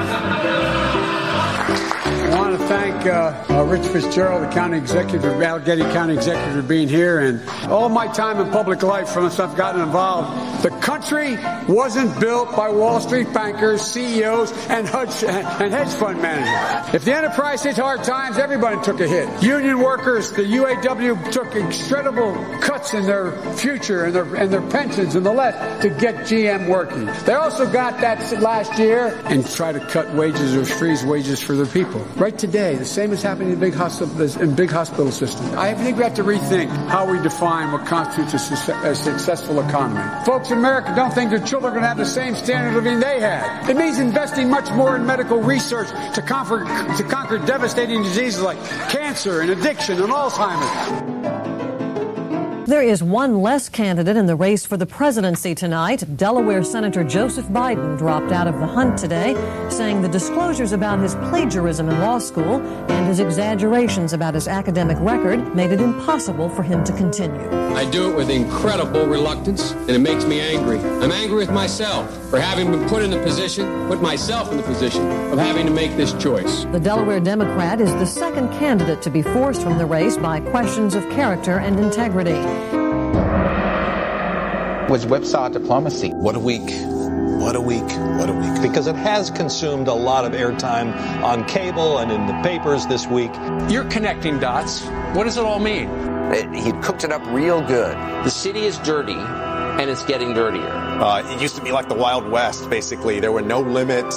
Finally, some brain damage we can actually enjoy. I believe in work. I believe in work. Take carbon out of the air to clean up the water, desalinization.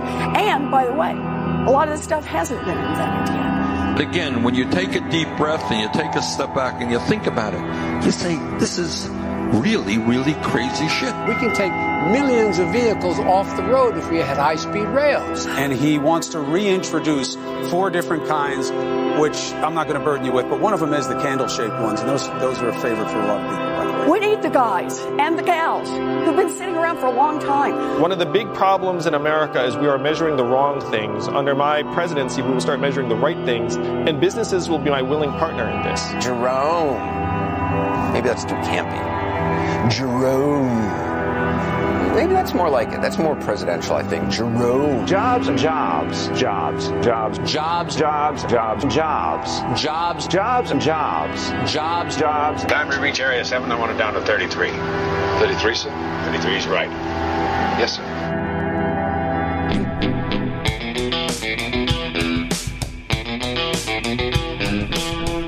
Bong in me easy chair and I switched on the ABC. A mad professor called Dave Caroli was bringing down a girl named Dee.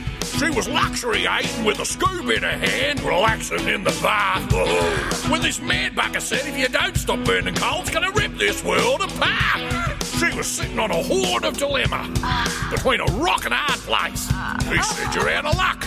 And all your billabongs, well, they'll dry up. What? No more billies? And all your dingoes, they're gonna die. My baby. Then along came Jones. I'm Alan Jones. Fat Guts Jones. I'm Alan Jones.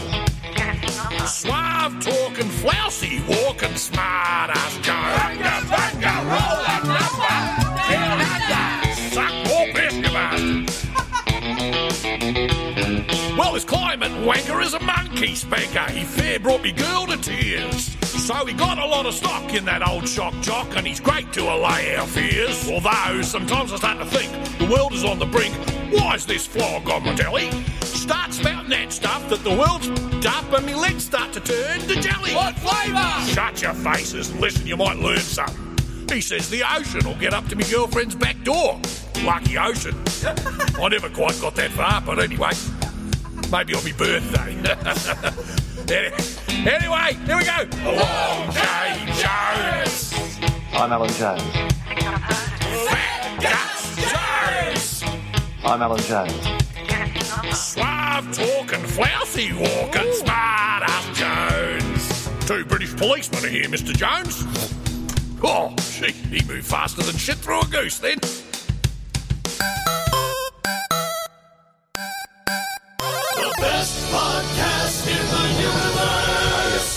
mofo. Dvorak.org/NA. Fresh loaf on the ground.